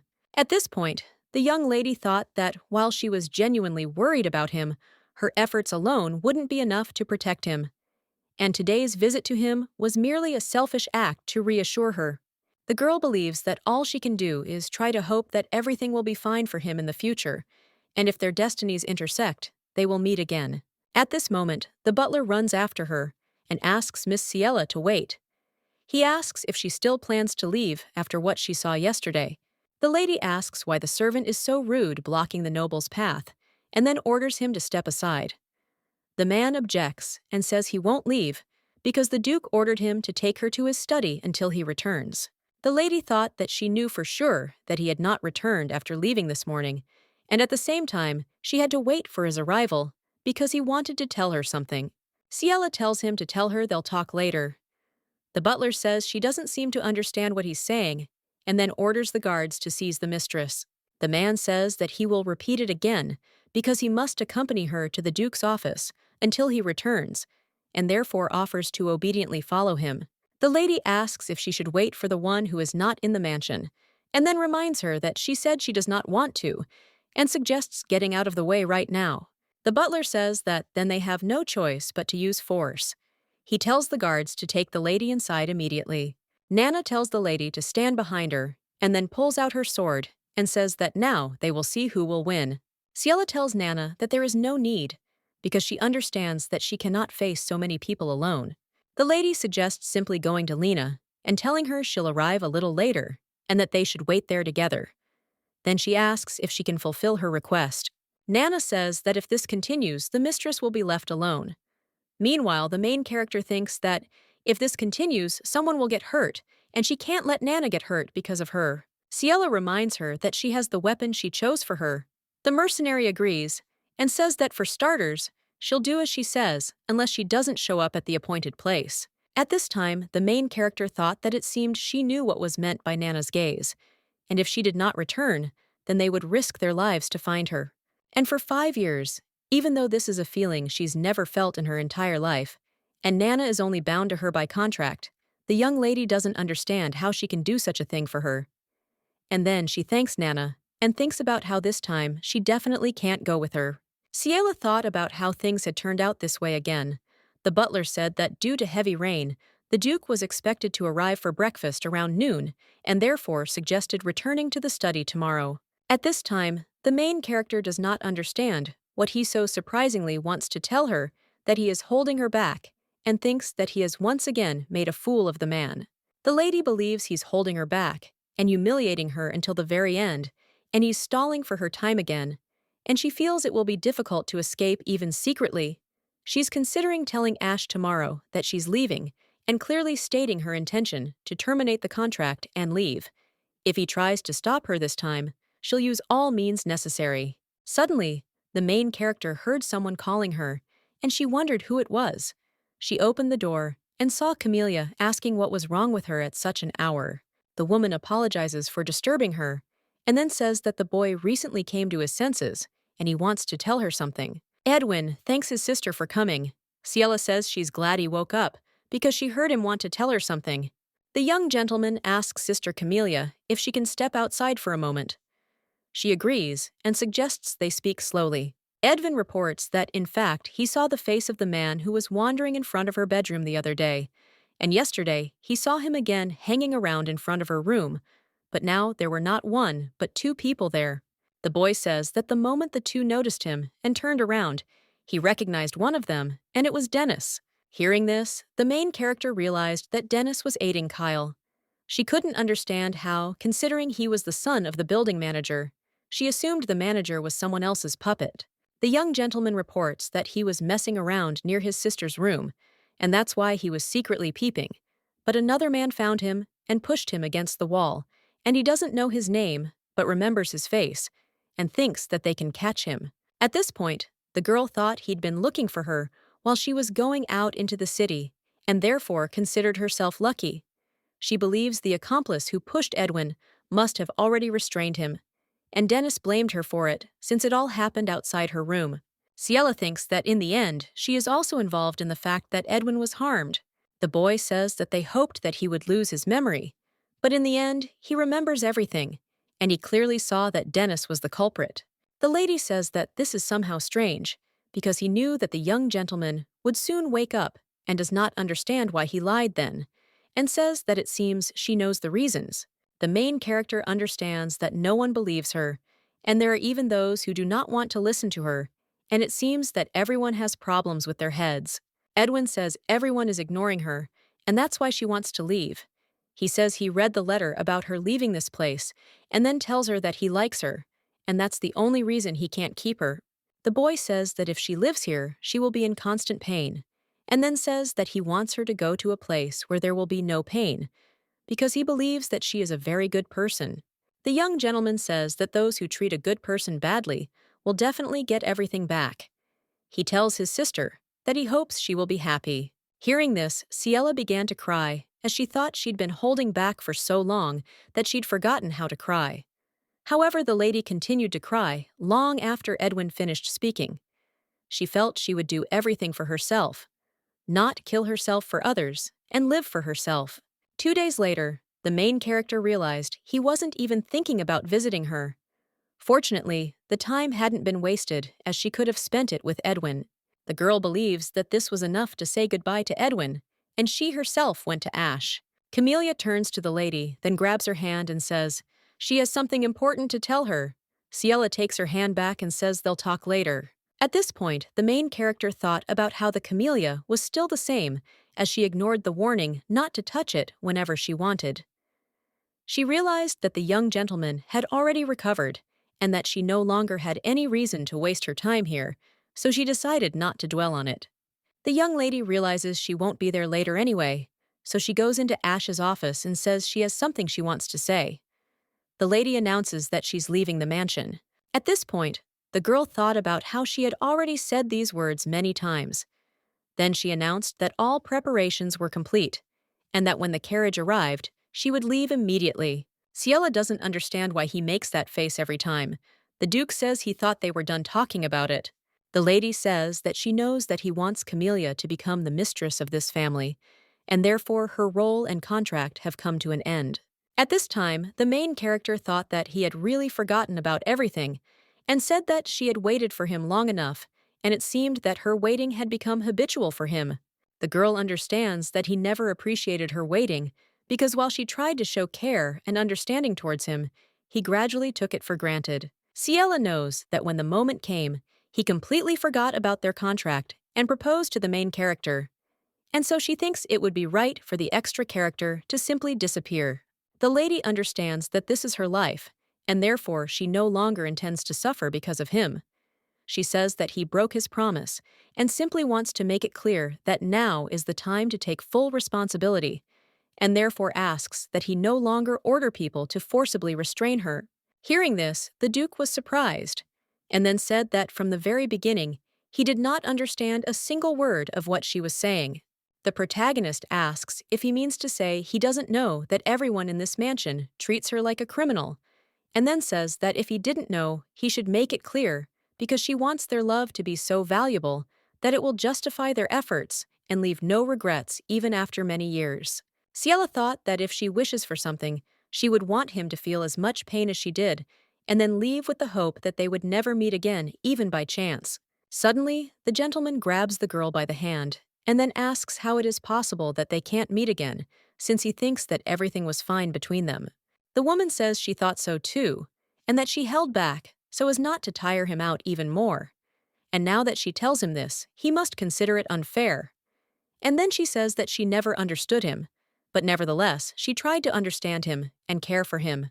The girl says she had to give up something in return, a little at a time, but ultimately, she felt like she was throwing herself away, and so she knew she had to leave. Ash says that naturally, her words are too sudden for him now. But first of all, he is busy now, and therefore suggests talking in the evening. Hearing this, the main character thought that only by leaving this place can she begin to live a full life, and then she throws off her shoes, and the Cinderella of the Noctum family disappeared. Lena asks the lady if she's having a hard time, and suggests they take a rest, and then continue on their way. Ciela says everything's fine. The main thing is to get out of Noctum territory. At this time, the main character thought that she couldn't even believe that she was leaving this place, because until this moment, the mansion that she had read as huge now seemed like a toy to her. The lady understands that she lived there and couldn't muster the courage to leave such a small place, so she stayed there. However, she believes she should have left long ago. That evening, the gentleman read a letter in which he wrote that he'd checked her reply the last time, but couldn't understand why she was refusing his simple request to give him the Ciela. And as he'd already said, the lady was as cunning as a demon. And then he asked if that wasn't why he'd found out about this, and found out about another woman. The letter stated that this was an excellent opportunity for him to get rid of the worthless stone and replace it with a precious one. He should know that he never forgets kindness, but he also never forgives offense, and therefore he will await a positive response. Cassius. After reading the letter, the Duke thought that, as usual, he only spoke of Ciela, but also mentioned Camellia. He couldn't understand how Cassius knew about Camellia. Ash thought that it looked like, as Ciela said, there was a spy in this mansion. And what's more, if he was one of the people of the second prince Cassius, the gentleman reflects on the fact that the second prince believes that Ciela was involved in the death of his mother, and even if he does not cooperate with him, he will probably still try to harm her. Ash suddenly remembered that he was supposed to talk to Ciela that evening, but he doesn't understand how he could have forgotten about it. The gentleman asks the butler where Ciela is now, as he needs to see her. He says the lady recently left the mansion and hasn't returned yet. At this time, the main character thought that this was enough, since everything in the room was clean, and she believed that the first floor could be finished, and now all that needed to be done was to tidy up the second floor and the winery. The lady understands that everything there has been unattended for a long time, and therefore cleaning takes a lot of time, but she nevertheless thinks that it is good that she chose this place. The girl understands that the winery is large and spacious, and if it's properly cleaned, it will be wonderful, and then she could open a children's shelter there. After all, she wants to help children who have nowhere to go as quickly as possible. Nana turns to the lady and says that it seems like it needs to be thrown out, and just bought a new one, and then asks what she thinks about it. Ciela replies that she thinks if they leave it, it will serve them as firewood, but the lady insists that it is very old and will therefore throw it out. The lady offers to give it to her since she can pick it up and throw it away, and then takes the nightstand and says that she will return soon. The lady thought that she had gone further than she thought, but she understood that it was very difficult and that she had such weak endurance. The main character chose this place because it has open space, but she understands that she will hardly have enough strength to cope with everything alone. Ciela thought that although she was afraid to invite a stranger, she thought that it would be a good idea to hire a worker. The lady understands that she will have to get used to everything because she left the duchy and slammed the doors of that huge mansion to try to live an ordinary life like other people. The girl believes that she won't simply tremble and cower in fear. She will muster up the courage to confront her adversity head-on, no matter what it takes. She'll be happy after all. After all, she's decided to live the way she promised Edwin. Suddenly, the lady saw the apple, and the man said it just rolled there. Hearing him, the girl wondered when he had managed to approach her. The guy asks if she can throw the apple to him. Looking at him, the lady doesn't understand who he is. Ciela thought that she needed to return it quickly, because she still didn't feel comfortable being alone with a man. However, she didn't understand why it fell there. The guy says it was awkward, and asks if it wouldn't be easier if he steps over the fence. When he picks up the apple, he says that since it's already like that, he'll give it to her as a first date, then insists it's delicious. At this time, the main character does not understand what is wrong with this man, and his voice tickling the ear, gray-blue exciting eyes, because he is an amazing handsome man, and a black as pitch cane supporting his body. The girl wondered if he was sick or disabled, because she understood that it was impossible to judge a person's character by appearance alone. She thought that if she needed to, she could simply run home, but first she should answer him. Ciela says she just recently ate lunch and doesn't think she wants to take other people's food. He says it seems like she might change her mind if she were hungry. The lady says that he seems to understand well what other people are saying, and believes that in this case, one must be careful not to drop the apple again. The main character thought that he was just a frivolous person, but something was bothering her. And how could a person with a leg problem and using a rope be able to climb to this place? This entire territory belonged to Ciela, and beyond the fence was a long forest path. If you walked along this path, you could reach the settlement. In short, no one would even stray there by accident, much less a person with disabilities. Ciela understands that he came for some purpose, and believes that if he is somehow connected with Kyle, then she will not give up so easily. The stranger mentions a lake nearby and then asks if she's been there. The girl is surprised, not understanding why he's asking such sudden questions. The guy says that according to rumors, the lake is inhabited by evil spirits, but he lives next to the lake and has never seen them. But thanks to this, few people come there, and the landscape is wonderful. And then he says that it is not far from here. The man says that if you walk along the forest path in that direction, she will reach him, and therefore recommends going there once, and says that he will pay for the return of the apple. He only tells her about this. The main character thanked him and thought that she did not understand why he started talking about this, and assumed that he simply wanted to tell her that he lived nearby. The girl understands that it looked like she was wary, and he naturally decided to dispel the misunderstanding, and then says that she thought that there were no other houses nearby. The guy says that people usually think this way because there is a dense forest around, and he also thought that this place was abandoned, but it became someone's property. And then he says that it was a good place for a walk. At this time, the lady thought about what it meant that he was walking around her house. Ciela knew that people who had a sick body also suffered mentally, and in addition, there were very few places where people with sick legs could move around. The girl thought that she didn't want to take away from someone a place that meant a lot. And then she said that if it was behind a fence, then it was okay, because she couldn't forbid someone from walking around that place, and it wasn't part of her property. The lady says that, judging by his words, they are neighbors. The guy says that although it's late, he will introduce himself, and then says that he is Victor, and the girl says that her name is Ella. The guy says the name is short, but thinks it's very fitting. She thanks him and thinks it's a burden. Then she says she'll go because they're waiting for her. Victor asks if they'll meet again next time. At this point, the main character realizes she left the nightstand there, and then screaming tells him to be careful. However, her warning was too late, because the man did not see the nightstand, and then rolled over. Victor says that he is ashamed to create such problems for them, but the lady objects, and says that it is because she put a nightstand there, and if he needs anything, she will help. The guy thanks her, and says she's very kind. She thinks about how she somehow ended up at his house, and had no choice because she couldn't leave him like that. She asked if he was okay, and then told him to wait because she would call someone. The guy claims he's fine, but the girl realizes she's lucky she was able to help him get home thanks to her Nana. The main character understands that when he fell, he looked like he was in terrible pain, but now everything seems fine. Nana says everything's ready and to keep her foot out of the water and apply some medicine. The guy says he'll be careful and thanks her.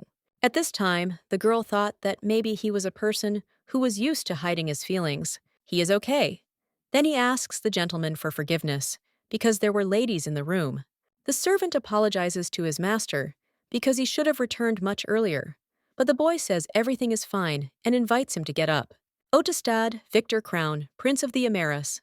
Empire asks his servant if he has learned what he asked for. Tristan replies that the timing coincided as the time the sorceress who cast the spell on His Highness's leg disappeared, coincided with the time the second prince sent the girl to Noctum. The prince says that in this case, there is a high probability that the girl in the Noctum is the same sorceress, and that the fact that the Duke of Noctum's bride came here was not a simple coincidence. Cassius managed to make a breach in the Duchy of Noctum using a sorceress, and believes that the Duke must have been enchanted by the girl and forced Ciela to leave the mansion. Cassius's goal was to harm Ciela by seducing Ash. The servant says it seems Lady Ciela doesn't remember him.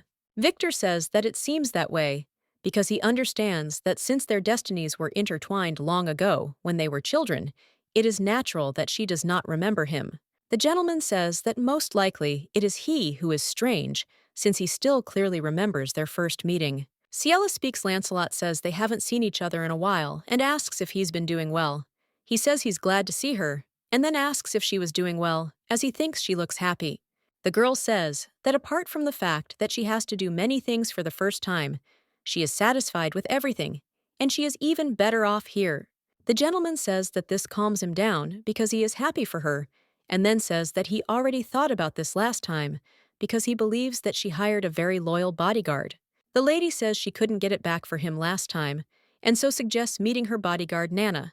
The girl says this man is Baron Lancelot, who helps manage her property. The man says that she can simply call him Lancelot, and the girl says that he can also informally call her Nana. The mercenary says she actually has another bodyguard named Lena, but she's currently away. Lancelot says he looks forward to meeting her. The gentleman says that coming to Gerard was an excellent choice, but since it is a port city where a large number of people come and go every day, people there do not care who comes here. But if you think about it in a different way, wouldn't it be strange if someone suddenly disappeared? Lancelot says that he knows that they took a risk in coming here, but he cannot just watch this with a calm soul, and says that there is someone who desperately wants to meet her, and therefore believes that it would be better if the lady herself makes an appointment. The gentleman says he's an old acquaintance of hers. Hearing this, the protagonist realized she hadn't realized Lancelot, whom she met through Ash, knew about her past. After all, he said he'd meet that person, but she doesn't understand who he meant. Suddenly, a girl comes into the room and then hugs the lady and says that she missed her very, very much. Ciella's only friend whom she grew up with. After the death of Ciella's mother, her stepmother Bianca, whom her father had remarried, expelled everyone related to Ciella's birth mother. This wasn't enough for the stepmother, so she tried to convince these two people. They disappeared, or the main character thought they would never meet again, and she didn't know that Helena was safe and sound.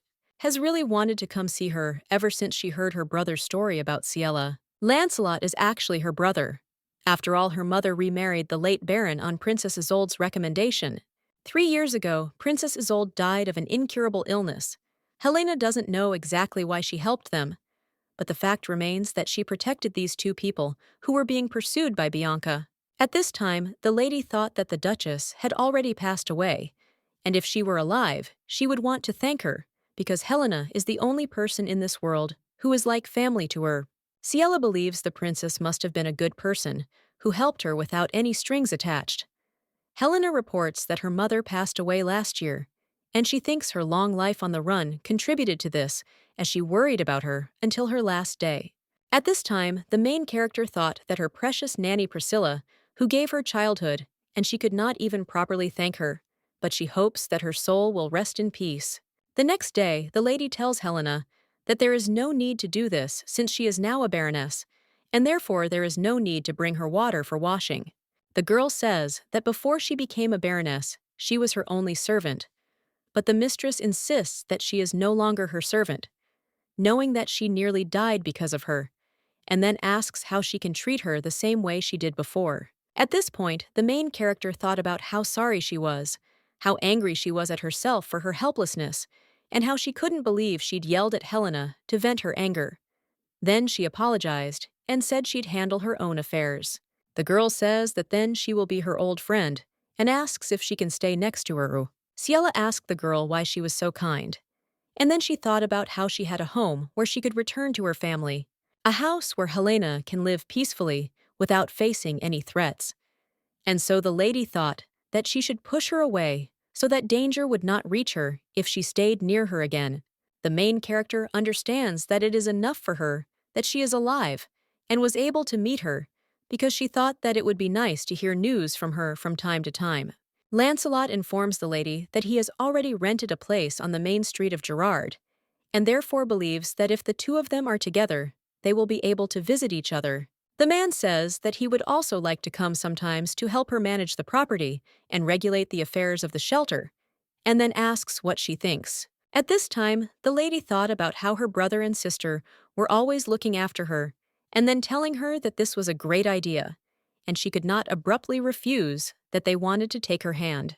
Ciella doesn't understand if this is the right choice, but she thinks that this is something she can do for a while. The next day, Helena argues with Nana because she can't clean.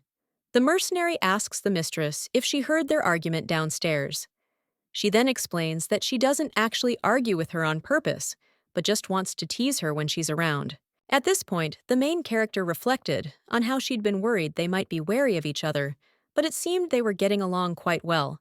She then asked what they were doing because she wanted to help them. Nana says that if she doesn't allow it, she asks if she thinks something will change if she goes there. Then she asks if she's bored. Maybe she should take a walk, and also suggests not to overexert herself and to come back immediately if it gets tough. In fact, Nana's overprotection had been going on for several days already. The mercenary didn't let her mistress do anything and took away small tasks from her for several days. Ciella thought that it seemed Helena told her about her past, but she was grateful that she tried not to show it in front of her and decided to do as she said. The lady said that she would then go and take a little walk and thought that she did not want to disturb Nana, who was already worried about her, and believed that she should also try to make her feel calm. When the girl saw the hare, she thought that this was the first time she would see this little animal in person, and she realized that since there was a forest nearby, animals could appear at any time, and she thought that probably there were more than just hares in the forest, and that predatory animals could also appear. The main character thinks that maybe it's worth raising a guard dog, but remembers that she was the one who couldn't protect the lives of the people around her, and therefore is unlikely to be able to take responsibility for another life. Ciela thought about how when she first came here, she thought she could do anything, but now she's not sure she can even open a shelter, and she thinks maybe someday she'll have the courage to start. The gentleman says that they haven't seen each other for a long time, and he thinks that 4 days have passed since their meeting. At this point, the girl thought that, judging by his coming here, he must be feeling better. Then she asked how early he was, what he got last time. He replied that everything had almost dragged on, and thanked her for her concern. The lady says that she is glad, and at that time, she thought that from the very first meeting, he seemed like a friendly person. Victor says it's all thanks to her, and all these days, he's been thinking about how he can repay her. She says it's not worth it because she thinks he suffered because of the nightstand she left behind. The guy says she just took his joy away. Hearing this, the lady thinks that what he wants to repay her is his joy, and therefore finds it difficult to respond, but thinks it's better to just leave than ask. Ciela says there is no need to pay and wishes him a good walk. Victor says that while he was walking here, he watched her standing there and thinks that her face looked very puzzled, and she was deep in her thoughts, that she didn't even notice how he approached. Odd asks if she could tell him what she was thinking about. She replies that she wasn't thinking about anything and was simply watching the hare. The girl says that even if she is puzzled by something, she asks if they are in such a close relationship that she would tell him about it, and then says that she is a little uncomfortable in such an environment.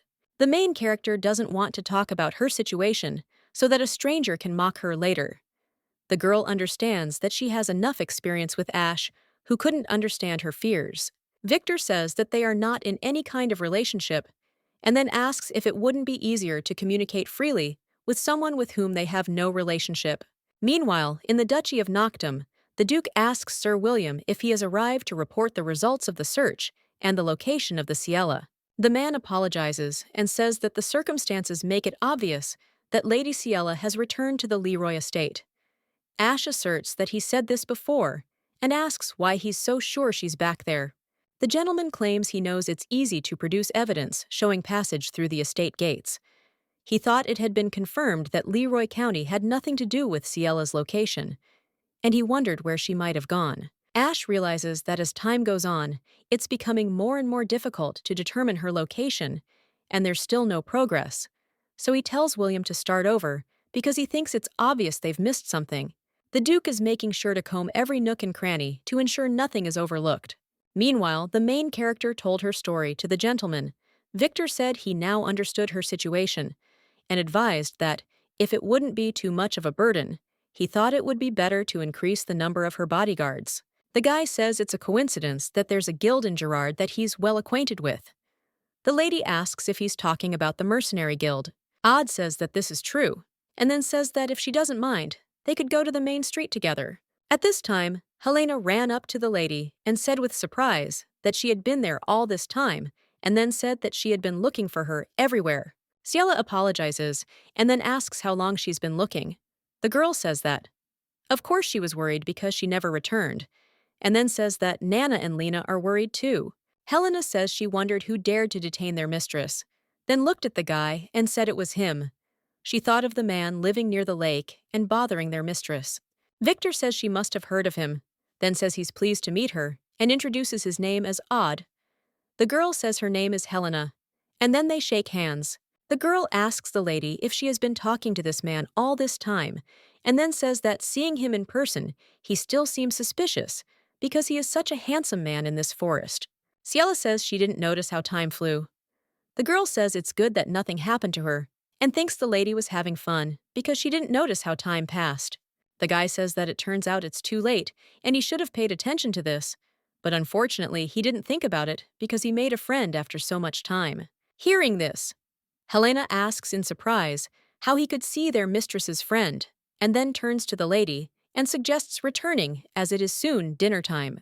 The main character thanked the guy for the scarf and said that she would wash it and return it next time. Victor says that he is looking forward to the next meeting. At this time, the woman thought that she thought he was a good person. Ella remembers their conversation because he asked if it was difficult for her to talk about what she thought. The girl says that she doesn't want to talk about it and asks why he continues to insist on it, since she said that her affairs have nothing to do with him. Odd says that, to be honest, he would like to become closer friends with her, and then asks if they are not the only neighbors for each other, and thinks that it is nice to have a neighbor who can help if something happens. The gentleman asks if the day might come when the evil spirits at the lake will start to frighten, or if the mountain beast might attack. Ella claims he said he didn't see any spirits by the lake, and boasted that the landscape was beautiful and there were no people. He explains that he was simply proposing. At this point, the girl asks the mistress why she's laughing and wonders if she's attracted to that man. Ciela replies that she's laughing because she's being very sweet. Helena says that this is a man she doesn't know, and that she's been talking to him for so long, and then asks if the lady is okay. The main character reflects on whether she felt any discomfort while talking to him, but she believes that the truth is that at the beginning she was afraid, but the more she talked to him, the less she began to be afraid. Ella says she felt completely comfortable talking to him and thought she'd forgotten how afraid she used to be alone with a man. But she thinks it might be because they met in the open, not indoors.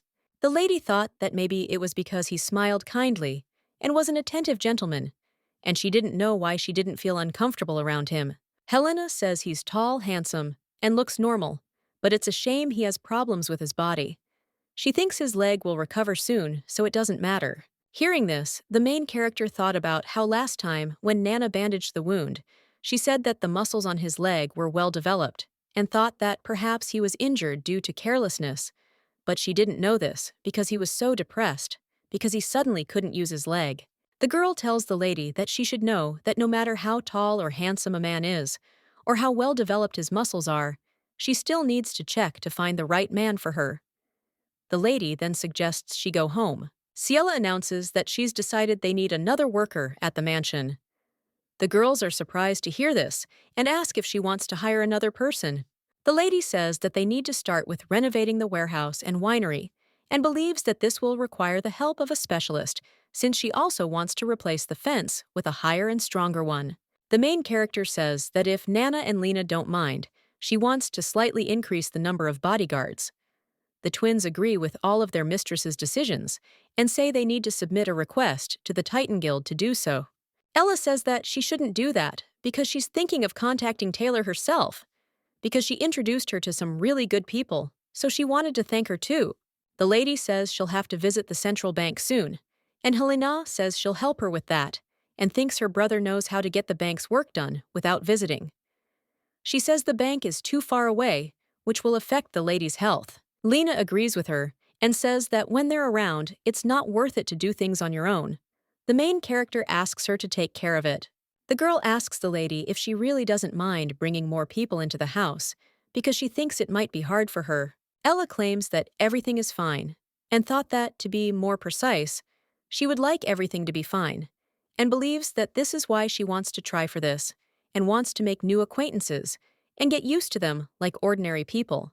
The main character understands that she is shaken by the wounds of the past, but she does not want to lock herself in the closet because she has gained a little courage for this. When the girls left, they told Nana not to do anything stupid and to protect the house well. Hearing this, the red-haired girl insists they're talking nonsense again. Lena went to look for a worker, and Helena left the mansion to meet Lancelot. For the first time in a long time, the main character was left alone in the mansion with Nana, and silence reigned. The lady says it's been noisy lately due to cleaning and tidying up, but she understands it's very quiet when there are hardly any people around. Ella says she feels a bit unusual too, and then asks not to worry because they'll be back soon. Nana says that of course not a day will pass, and then says that she enjoys being alone with her mistress. She thinks the weather is a bit cloudy today, and thinks it will rain. The main character realizes the weather has worsened, and she didn't expect a downpour on the very day they left. She understands that the forest road can be dangerous and hopes they won't overdo it when they return in such weather. Nana called the mistress. The lady said she would come out now, but the mercenary told her not to. Hearing her voice, Ellie thought that it was different, and Nana said that no matter what sound was emitted from the outside, it should not come out under any circumstances.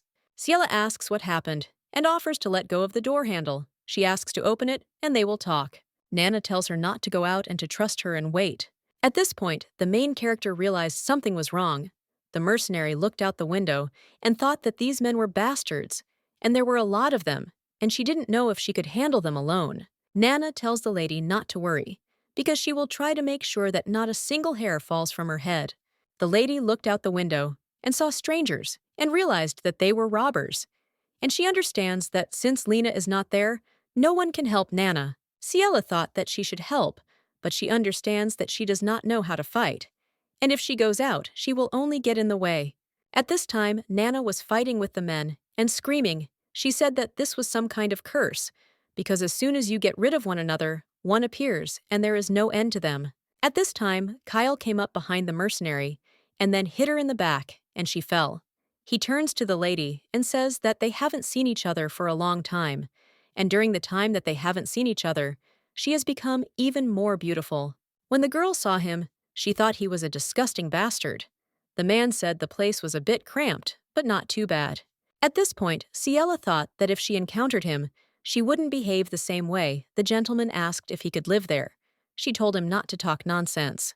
Ciela thought about how time was passing so slowly, like an eternity, and found it terrifying. He asked if she thought it was nonsense, then insisted he was serious. The girl believes that she needs to be patient because she understands that if she doesn't endure, Nana will die. The lady looked at the mercenary and said he was a killer. Kyle told her to calm down because Nana was just sleeping. He said it could be a short nap, or it could become an eternal sleep without an antidote. At this time, the main character thought that he was a pathetic bastard, and she wanted to finish him off. But she understood that if something happened, she had to do something, and therefore she believed that she had to come to her senses. Ella asks how he knew she was there. He replies that he's different from Ash because he's sincere and serious about her. A guy asks a girl if her life without him was also hell.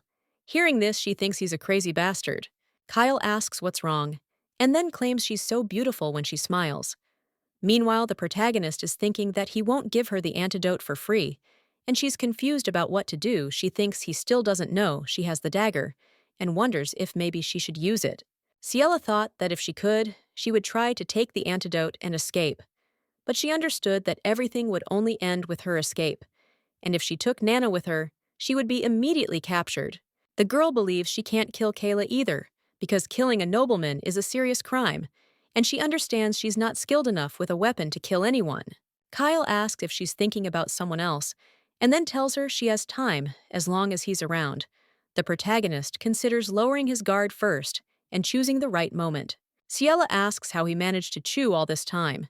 He asks if she's asking because she doesn't know, and then says that, although she's certainly indifferent to him, that's actually for the best. Kyle says that he doesn't even know from what moment it's best to tell, and then says that he will tell from the time he first came to the island.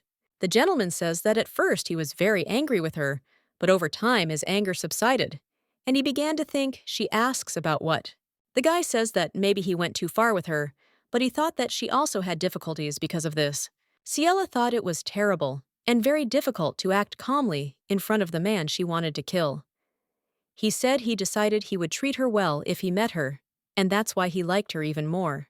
Kyle tells the girl to go with him because she will not regret it and will live a happy life with him. Hearing this, the main character can't understand how he dares to say such a thing when he's bullied her so much. He asks her to look at her face as he thinks she's immediately turned pale. He asks if she hates him that much, and also wonders why she can't see his genuine feelings. The young gentleman asks when she's going to understand this, and then touches her hair. At this moment, the main character thinks that right now, at this very moment, she could finish him off, but she realizes that she needs to endure it a little first, because the time hasn't come yet to save Nana's. Ciela says that if he gives her the antidote, now he thinks he'll be able to find out. The guy says his Ciela has changed a lot since they last saw each other, and she's learned to bargain and has really matured. The gentleman says that he doesn't like it when she gives herself away so cheaply. At this point, the girl slaps his hand away and then tells him that it seems he didn't know she was like that, which is why she was almost sold as a third wife to the Earl of Sheeland.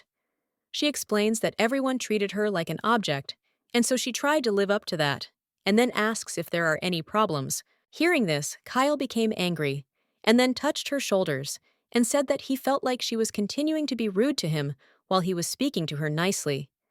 He suggested that she behave normally if she didn't want to cause more problems. Kyle asks, what if he gets really angry and kills her loyal bodyguard? He says she's got that look again because she just stays silent and looks at him with disdain. The main character thinks it's too late, and she needs to do something because she thinks if she doesn't attack first, she might die. Then she pulls out a dagger and wounds the guy. He says she really has gone crazy. At this time, Tristan turns to His Highness and says that there will be great trouble since he believes that it is necessary to quickly leave there before the water flows in. The man thought that because of the downpour, the shores of the lake had begun to overflow, and if they remained there, the water would flood inside. But His Highness was not even thinking of leaving. Victor says that even if he dies, one way or another, it will be for the best, and then suggests that the servant leave because he will meet his destiny. Hearing this, the man thought that he knew that this was not the true desire of His Highness the Prince. On the day of the Crown Prince's coronation ceremony, someone set fire to Prince Otestad's palace. Tristan Ruth, who had long served the Crown Prince, escaped with His Highness, who due to a trick by the second prince had lost the use of one leg. From then on, Tristan protected the prince in his search for a safe haven. But there was another complication in that process. Prince Otestad had lost all will to live. But since the prince thought about the servant who was protecting him, he could not commit suicide himself. And yet he had long been tired of the struggle for the throne, and he did not think of avoiding the impending death. The prince says that if the sister were alive, she would enjoy watching the rain. He says that he wants to look at this lake and tells the servant to leave. At this time, the man thought that after this night passes safely, His Highness will return to his normal state again, because he believes that in fact he does not want to die, but is simply tired of everything. Tristan takes the bucket and thinks that in order to restore his leg and return it to its original position, he must first do what he must. Suddenly, he heard a woman scream. The servant understood that the scream could be heard from afar, even through the heavy rain, and he thought that this could not be, and then threw the bucket and thought that this was a chance, because it could awaken the will to live of His Highness. Tristan turns to the gentleman and says that it looks like something happened at the winery, because he heard the piercing screams of Lady Leroy. Meanwhile, Kyle asks the girl if she thinks she can handle his anger. She realizes that to save Nana, she needs the antidote and therefore knows she can no longer retreat. The guy says he deliberately arrived later than promised, and instead of thanking her, she injured his neck. He then reveals that he assumed she wouldn't obediently follow him, and that the only antidote he brought was intended to be used on hers. Hearing this, the main character thought about what it meant. He poisoned the sword from the very beginning in order to wound her and take her away. Kyle asks why she is angry, because she knew what kind of person he was. Ciela tells him he's a damned bastard and he agrees saying he is. Then he tells her she'll go with the damned bastard from now on. Kyle raises his sword to wound the main character. At this time, the girl closed her eyes and thought that she wanted someone to help her. The next day, the main character heard her name being called. When she opened her eyes, she realized she was in her bedroom and didn't know what had happened because she definitely... Victor says that it looks like the lady woke up safe and sound. Helena asks the mistress if she's in pain anywhere. Ciela wonders if she's asleep. The girl says in surprise that the lady had been unconscious for 2 days and had only just woken up. Hearing this, the main character is surprised and asks if she's been lying there all this time. Helena suggests not mentioning sleep anymore, as she'll make sure she never falls asleep again. Ella asks what happened to Kyle. The girl asks what she remembers last. At this time, the main character thought that the last thing she remembers is how Kyle swung his sword at her, and she doesn't know if she can tell this because in fact she is worried. Helena reports that this crazy second son tried to harm her, But fortunately, Odd discovered it and stopped him. Hearing this, the lady thought that it seemed he had saved her, and the girl said that if it weren't for Mr. Ode, she could have. The lady asks what's wrong with Nana, knowing she was poisoned. The girl says she's fine because she was given the antidote that was lying nearby and recently regained consciousness.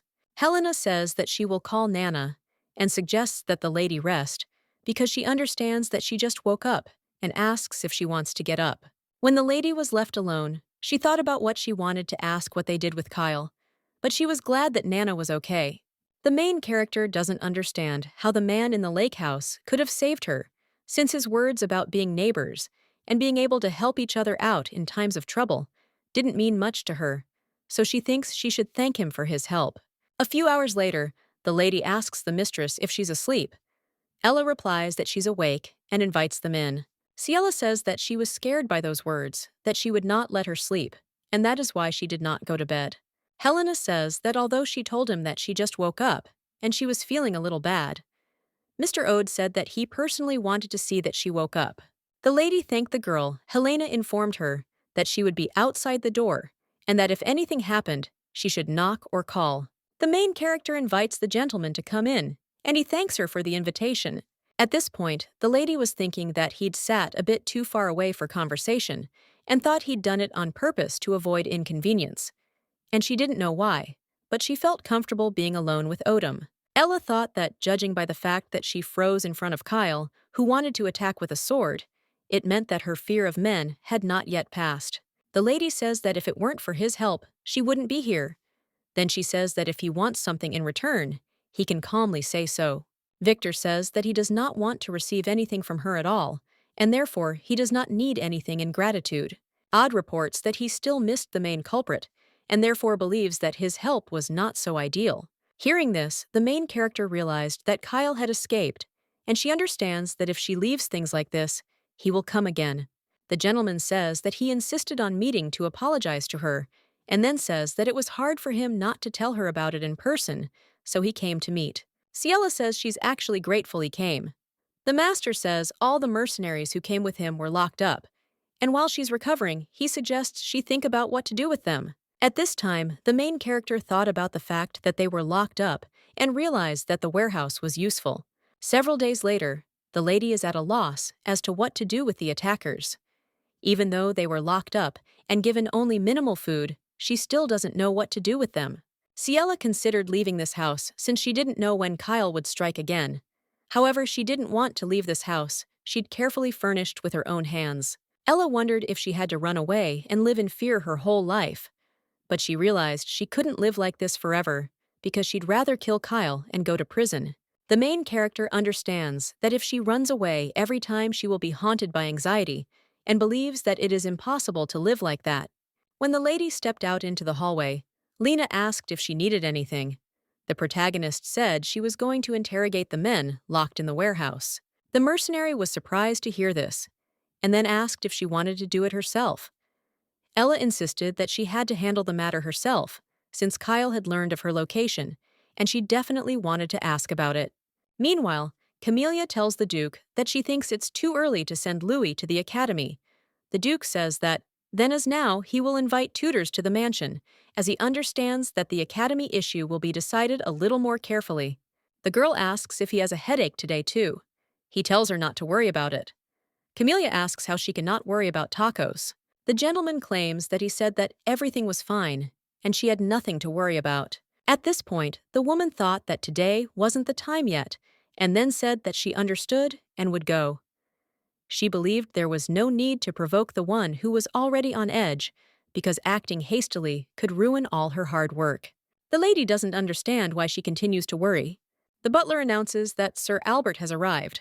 The Duke says he should go. Albert informs the master that the pickaxe has been discovered in Gerard hearing. This the Duke, surprised, asks what he said. Ciela went out into the yard for a walk and saw Nana, who was training.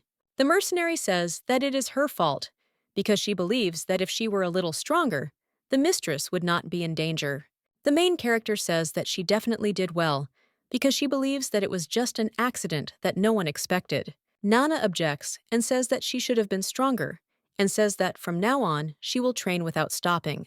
At this point, the lady was thinking about how hard it was for her, because after that incident, all she did was train. And she was sad, because Nana was exhausting herself because of her. But seeing her serious look, she couldn't bring herself to say anything. The mercenary asks the mistress where she's going. She replies that she wants to go to the warehouse for a bit. Lena says that Ciela wants to interrogate those people personally. Nana says that it might be a little dangerous, and then says that she will go with them. At this time, the main character thought that, although she was a little shaky because of the interrogation, she believed that it was probably better to overcome dangers together than to remain safe in a place similar to a prison. Ella doesn't understand if this is what makes her feel more alive and happy. Nana says she'll go in first and check if there's anything dangerous. The mercenary opened the door and said that, except for the unpleasant smell, everything was fine. The lady asked if she could come in, and when she did, she said that it really was a terrible smell. Ciela said that it was better than if it were dangerous there. And then she thought about how strange it really was, the smell of mold and mustiness. She wondered if something could have happened in the meantime. When Tristan saw the lady, he was surprised and asked if she had come, then said that there was a very unpleasant sight there. She asked why he was there. Lena tells the lady that in fact all this time, Tristan was entrusted with surveillance, and he lives and sleeps there. Ella asks in surprise if he is not Mr. Oda's guard, and also wonders why he is not next to him. At first the man didn't know what to say, but then he said he sincerely asked the master that he wanted to guard this place. He said the master tried to dissuade him, saying that Ella would feel burdened, but since he was stubborn, he did everything his own way, and then asked the lady for forgiveness. The main character objects saying everything is fine, and then suggests he stand up first. She explains that it didn't cause her any problems at all, and that she was simply a little surprised. Tristan asks if she was surprised because of him, and also wonders how he should pay for this sin.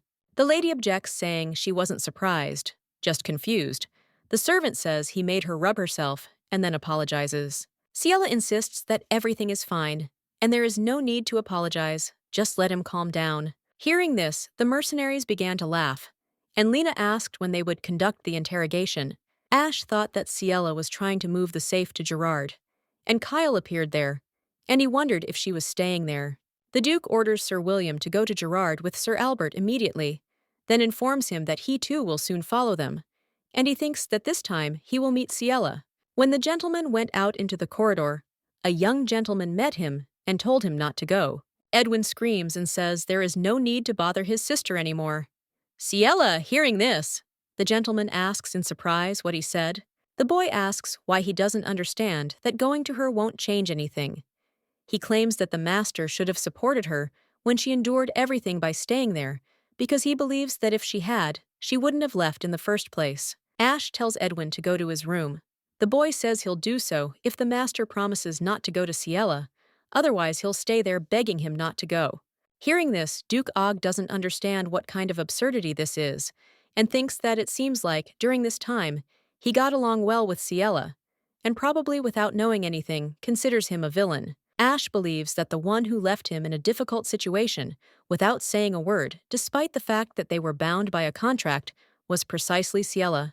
The Duke says that his demands are simply due to simple stubbornness, and therefore, no matter what he says, his plans will not change, and he is only wasting his time. Edwin asks why he doesn't listen to people. Dennis turns to the young master and says he can't cause trouble for the already busy Duke, then takes the boy by the hand and says he'll walk him to the bedroom. The young gentleman asks the Duke why he hasn't kicked this man out yet. The butler's son turns to the boy and says that no matter how much he hates him, it still does not give him the right to falsely accuse him. Edwin reports that on that day, he was pushed by a suspicious man he was with and nearly died after hitting his head on the wall. The boy screams and says that although he clearly saw how he was being attacked and did not interfere in any way, he then asks what the false accusation is. Dennis claims that he is the one who accidentally found him lying unconscious in the hallway and then carried him to his bedroom, and asks if this is how he addresses him. Hearing this, the maids support the man and say that the house manager could not have done this, because what good would it do him to harm the little master? The Duke tells the boy that he personally questioned everyone in the mansion to make sure about what he said, but there was not a single strange gardener he mentioned. Edwin says that of course he must have run away because he didn't want to die, since he harmed the only heir of Noctum, and fearing punishment, he ran away, and then asks why he, the Duke, doesn't understand this. At this point, Camelia turns to Ash and says she clearly saw what happened that day. Hearing this, Dennis asks the lady what she's talking about. Camelia insists Edwin's words are true. The Duke asks why she didn't mention it initially. She says she simply thought the incident was a mistake, as she had no idea the gardener had harmed Lewis with malicious intent. The woman says she thought the manager was simply frozen in shock by what happened. Ash then asks why she didn't decide to hide this until the very end, and is now telling him about it. Lady replies that she thought he might doubt Lewis because she thinks he's lying. The Duke turns to a servant and tells him to bring out the house manager, Dennis. Hearing this, insists it's a lie. That evening, the young gentleman asks Camelia why she lied, knowing she was ill that day, and spent the entire day in her room. She says that sometimes there comes a time when it's necessary to lie, and then explains that he doesn't yet know much. But living in this world, one must understand when lying is necessary. Tristan reports that those were the very people who attacked the mansion that day. At this point, the protagonist thought that it didn't look like Tristan or the others had tortured them, and she didn't understand why they were so afraid. Nana turns to the mistress and says her legs hurt, so she suggests she sit down. Then she turns to the men and asks them to answer the mistress's questions. Honestly, Lena says that if they aren't honest, they will be severely punished. Ciela asks where they're from. The bandit explains that they're traveling mercenaries and simply accepted the job after receiving the money. He insists they genuinely knew nothing as they were only told to capture one girl. The man says that they had no choice due to life's difficulties and therefore asks for understanding and mercy. At this time, the main character thought that they really had no choice, and she did not understand if this was true. Lena screaming says it's a lie, then turns to the man with the scar on his face and asks if he got the scar deliberately to hide the mark of a criminal. She turns to the lady and insists that there's no need to pity such people. At this time, the main character thought that she does not know what a criminal's mark is, but she wonders if it is so strange that a mercenary who does various jobs has scars. Tristan points his finger at the man and says that if there was a brand in that place, then that means this man is a serial killer. Nana reports that the right cheek means that he is responsible for the murder of a nobleman, and the forehead means that he has committed several sexual assaults. Ciela reflects on the fact that she thought that these were people who were simply used by Kyle, but they were hardened criminals. The lady explains that she was simply thinking of letting them go once she received information about their employer, as she believes they may have accepted the nobleman's commission because it was difficult to earn a living. She then explains that, given the opportunity, they are willing to commit horrific crimes. Hearing this, the mercenaries scream and say that this is not so, and then claim that she misunderstood everything. Ella doesn't understand the point of getting information from people like them, and believes that in this case she has no other choice but to do something herself. The girl believes that home security is a priority, so she asked Taylor to recommend security. After all, since she introduced the main character to Nana and Lena, she's confident she'll choose good people. Ciela thinks that she needs to contact Leonard next, although she doesn't like it at all because she believes that the head of the Leonard family is needed to deprive Kyle of his noble status. The main character thought that if Kyle became a commoner, then even if he attacked her, he could immediately execute him. Helena informs the lady that she brought the tea she was talking about because she thinks that this tea seems to be to her taste. The lady says that she is right, because today she has already drunk 3 cups of this tea and thinks that maybe it is because she made this tea. The girl explains that in fact Mr. Ode sent various tea leaves, and this tea is one of them. The protagonist was surprised to hear this. Helena said her brother received a notification from the central bank saying they would deliver the safe to Gerard's bank and that it would arrive in 4 days.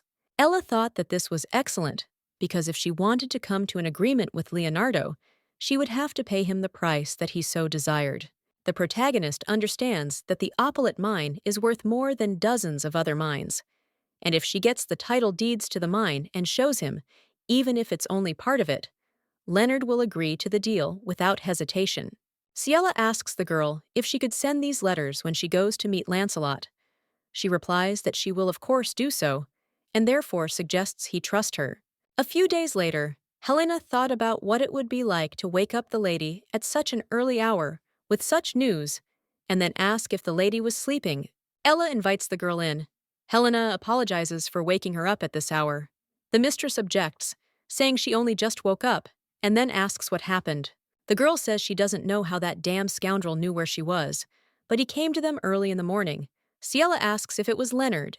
Helena says that this man has no manners at all, and yet he brought with him a huge carriage, and it was filled with gifts for hers. The girl says that she quickly looked everything over and saw a dress outerwear and a jewelry box that looked very expensive. Ella says it looks like a bribe since she offered him a tempting deal. The girl, surprised, says that even if he gives her everything, there's no point in making a deal with her because everything he was lucky enough to receive should have been hers. Ciela agrees. The main character came to the gentleman and then asked how he found out about this place, since she did not indicate the address in the letter. Leonard says he received a message from his mother. The lady, surprised, asks if Bianca knows she lives here. The man said it seemed like she heard it from Kyle. At this point, the main character thought that this meant Kyle had fled to where Bianca was now. Leonard says that his mother was very angry with her, and this time she bribed a man to really finish her off, and then explains that he means that she will no longer use the previous method with marriage. The gentleman says he spent many days trying to outbid that man, but since that's not a solution, another approach needs to be found. After all, he can't always help avoid such situations, and believes she should prepare herself to protect herself. The guy says that he hasn't seen his mother so angry in a long time, because her beloved son almost went blind because of his stepdaughter, whom she turned away from. Hearing this, the girl asked in surprise.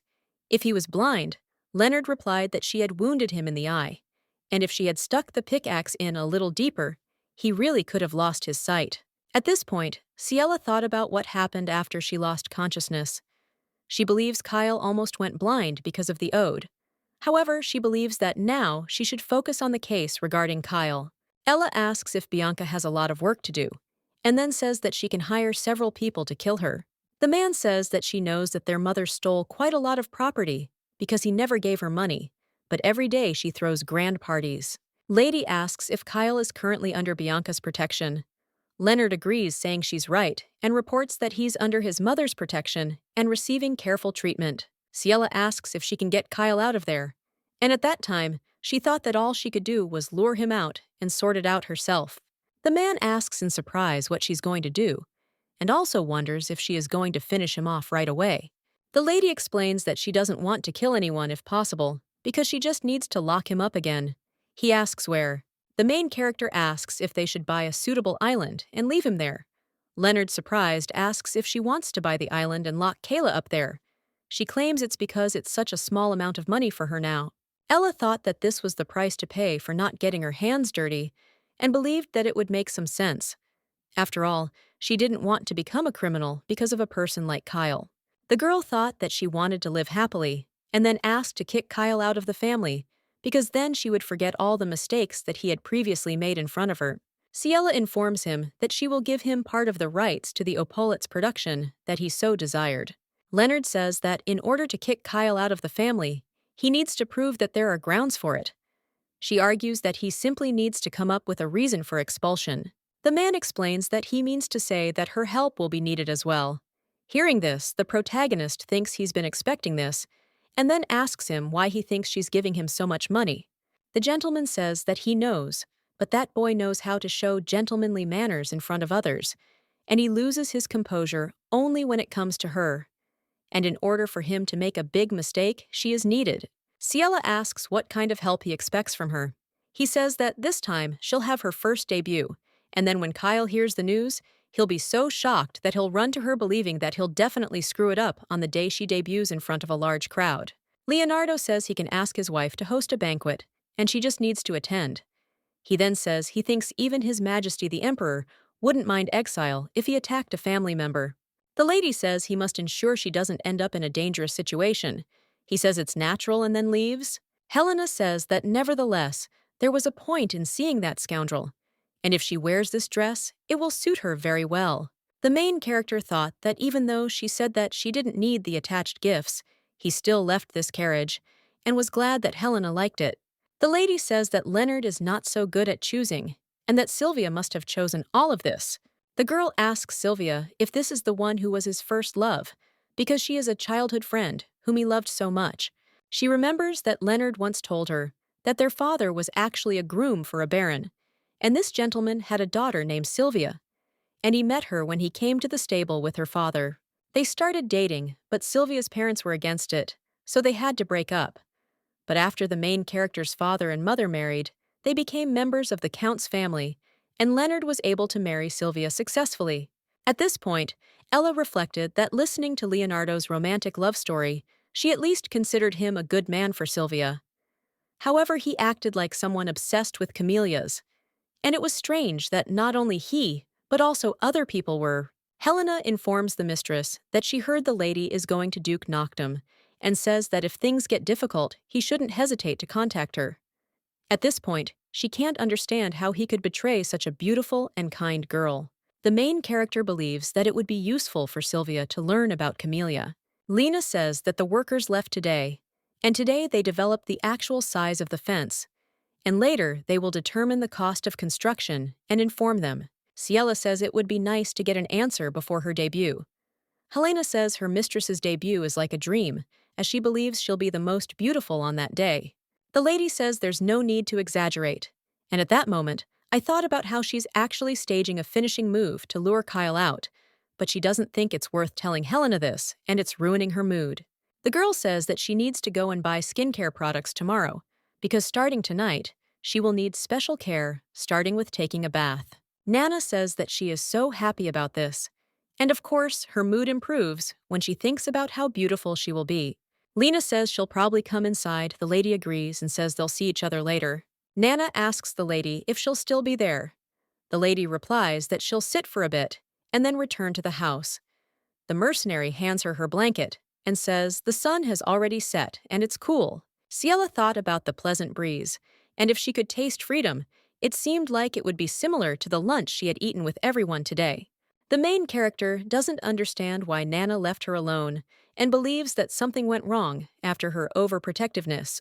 At that moment, Victor approached her. The lady invited him to sit with her. He explained that, as they had previously agreed, the attackers had been betrayed by Gerard's guards. It turned out that these criminals were being sought throughout the empire. Hearing this, the protagonist reflected on how after much deliberation, she had asked Tristan, who was watching them, to hand them over to the guards. Upon hearing these results, she breathed a sigh of relief, though she had mixed feelings. However, she considers it fortunate that her decision was the right one. Odd says he would like to give her the reward. A few days later, Ciela thought about what she had heard, that the reward could be big, but that it was so big that she thought that the words of the ode were true. The gentleman says that the exact amount is a secret, and tomorrow Tristan will receive it and bring it to her so she can check it herself. The lady asks in surprise if he really wants to give her the entire reward. He asks if that's not natural. The lady asks how this can be natural if she wasn't the one who caught those people. Odd says it was her bodyguard and his escort, but she and Tristan agreed that he would refuse the reward. At this time, the main character thought that it was hard to believe that a man who behaved like an exemplary gentleman almost drove Kyle blind. Ella asks the man if it's true that he refused the reward. Tristan says it is. The lady thanks them for their kindness, and then says that they cannot accept all of this, and she would like to split this reward in half. The man objects and says that they cannot get money for interfering in their case at their own discretion. The lady says that she would feel more comfortable if they shared the reward, and then asks if they could do so. Tristan agrees and says that he will go outside to visit Nana and suggests that she take a rest. Helena, seeing the man, asks why he's frozen, and then offers him a glass of cool water in the kitchen. He thanks her. The girl pours water and asks why Mr. Ode didn't come with him. He replies that the gentleman has been busy with his own affairs lately. Helena says that his leg must be causing him problems, and then asks if it is okay to let him go alone like that. Tristan says that they actually found a way to cure the master's leg, and then says that they won't see him for a while, and for starters, he would be glad if she kept it a secret. The girl says that she doesn't know why, but she will definitely keep it a secret. And at that time, she thought that in fact, she would like to tell this to the lady right now. but she understands that she must be patient and not talk about it. At this time, the guy does not understand what he is doing there and what he forgot there, because Camellia said that the Duke was very angry with him and therefore thinks that there is no need to provoke him here, and therefore suggests that he slowly disappear. The woman says that she will contact him later, but he needs to lie low. The father asked his son how he could communicate with strangers, since he had never taught him how he suggests he be grateful to the Duke for allowing him to leave in good health. At this point, the boy thought about how he would succeed his father and become the chief butler of the Duke's residence, and he couldn't understand how anyone dared treat him like that. And so, he believed it was only a matter of time before he returned to the duchy. Dennis thinks that Camellia, who will become the Duke's wife, will rely only on him, and moreover, it seems that she is secretly in love with him. At this point, Camellia approaches him and asks if he's been waiting long. He asks how she managed to get out with so many curious eyes on her. The girl explains that it's because he told her about the secret passage. The boy smiled and said that this made him happy, and then thought about how the secret passage was something the servants used secretly. The lady says that someone might notice them anyway, and therefore suggests they go somewhere else. As she walks along the road, she thinks the atmosphere feels like a ghost might appear there. At this point, Dennis was thinking about how nervous he was, and how she couldn't understand how she could be so relaxed. He then asked the lady when he could return to the mansion. She replied that she didn't know, and thought that day might never come. Hearing this, the guy screams and asks what this means, and then reminds her that she said that she sincerely cares about him. Camellia says he's right, because he did even better than she thought. He screams and offers to return him to the duchy. At this time, Dennis touches her hand, and does not understand why her hand is so cold, and became curious why her body is not moving. The woman says that he tried hard, and the second prince will definitely be happy about it. The girl informs the lady that she has arrived. The lady asks how the meeting with Lancelot went.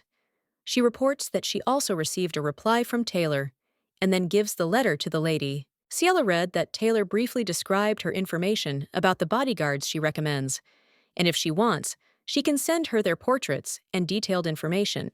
Ella asks who she should choose, and also wonders how about asking the twins, because she thinks that they are from the same guild and therefore know better. Helena says her brother confirmed that the safe arrived at Gerard's bank, and believes that now the lady will be able to manage her finances more easily.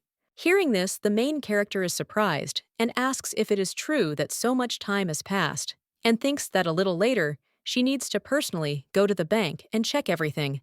The girl asks for leave as she needs to help Lena prepare dinner. Ciela says she'll help too, but the girl objects, saying it's impossible because the kitchen is small. She suggests she rest in her room and that she'll call her later. The main character thought about how glad she was that these three got along so well, and that she was alive and safe here thanks to them too. But she realized that now all that was left was the ball. A few days later, Leonardo's wife, Sylvia Leroy, asks Ciela if she was doing well. The lady replies that she's doing quite well, and then asks how she's doing. The lady replies that she's fine, and at that moment, I thought she was pretending everything was fine. But she thinks that during this time, Ciela has become even more exhausted. Leonardo's wife reflected on what she'd heard, that the lady had left the duchy because she'd been exiled.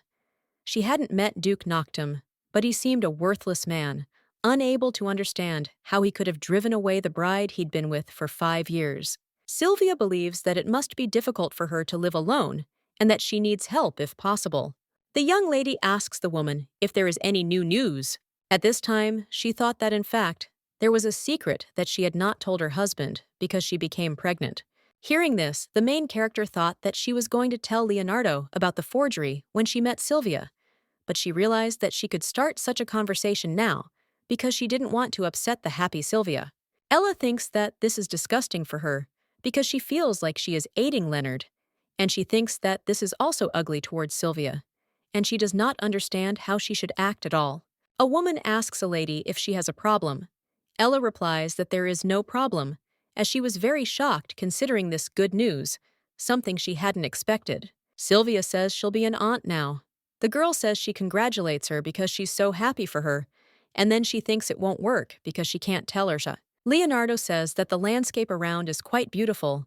He turns to his wife and says that she likes to look at such places, and then asks if she can go out for a short walk. The woman says she should take a walk, and the lady wishes her a good walk. The gentleman says that it is unknown what Kyle might do, and therefore it is planned to hold the ball as soon as possible, and then reports that his wife also said that this would be the right thing to do. Ciela asks in surprise what this means. He explains that Sylvia will be the host of the ball. The girl understands that at this stage, they have to lure Kyle out, and the fact that his wife is pregnant is a secret for him. The main character understands that if this continues, it could be dangerous for Sylvia's child. Ella asks if Sylvia will be the host at her Adobiet party. He says he already said he'll ask his wife to throw a ball. She says she remembers that. Leonard reports that his wife was so happy when she learned that she would be personally decorating the ball at which she would make her debut. Hearing this, the lady thought that if she told Sylvia about their plan, she would be less shocked and would try to stop the ball. However, if she told Leonard, he would exclude her from the plan, which would be suspicious, and she realized there was no time to come up with another plan. Ciela believes that this is the only time she can pin Kyle down. The gentleman asks what's wrong. She explains that she's simply uneasy. The man tells her not to worry about Kyle as he is currently busy recovering. He then informs her that Sylvia has already planned the ball. The gentleman says that on the day of her debut, Sylvia was even more delighted because he would be accompanying her, and he feels his wife is looking forward to this ball even more than the heroine herself. At this time, the young lady thought that although Leonard was shameless, he was still crazy about his wife, but she did not understand why he acted as if he was enchanted by a camellia. Ella says his wife is a good person. He agrees and says she's saying things naturally. She explains she's saying this so he won't hurt Sylvia. Leonard, surprised, asks what he even did. At this point, the main character thought that it wouldn't matter if she didn't watch it now, since she needed to focus on the party. Sylvia says that her husband was tired, so he went to bed early, and reports that he seemed to like the bed here, and thinks it was a good thing they were staying at her house. The woman asks if she heard from her husband that they will be throwing a ball at a villa nearby. She believes it's a spacious villa built for social events and dances, and she's been there once, and the atmosphere is pleasant. Sylvia says her younger brother lives in that villa all alone. She says her brother has been obsessed with cleanliness since childhood, and she thinks the villa's servants have suffered enough because of it. The lady says that the place may not be so luxurious, but the villa is very neat and well maintained. Hearing this, the main character realized she understood why Sylvia had come to her. After all, she felt she was very worried about the villa, chosen for her debut, being so close to hers, and that was because it was difficult for her to travel far by carriage. Leonard chose a place closer, and Sylvia is a really good person, and therefore it is a pity that her husband is Leonard. Ella asks if it's true that her younger brother is a charming gentleman. The woman tells her not to say that, because he's too meticulous, and sometimes she worries about whether anyone would love someone like him. The girl asks why, because she thinks it's good to be a neat person. The next day, Lena asks if that's enough, and then turns to the mistress and says she woke up early. Ciela says that since she has guests, it would be strange to sleep late.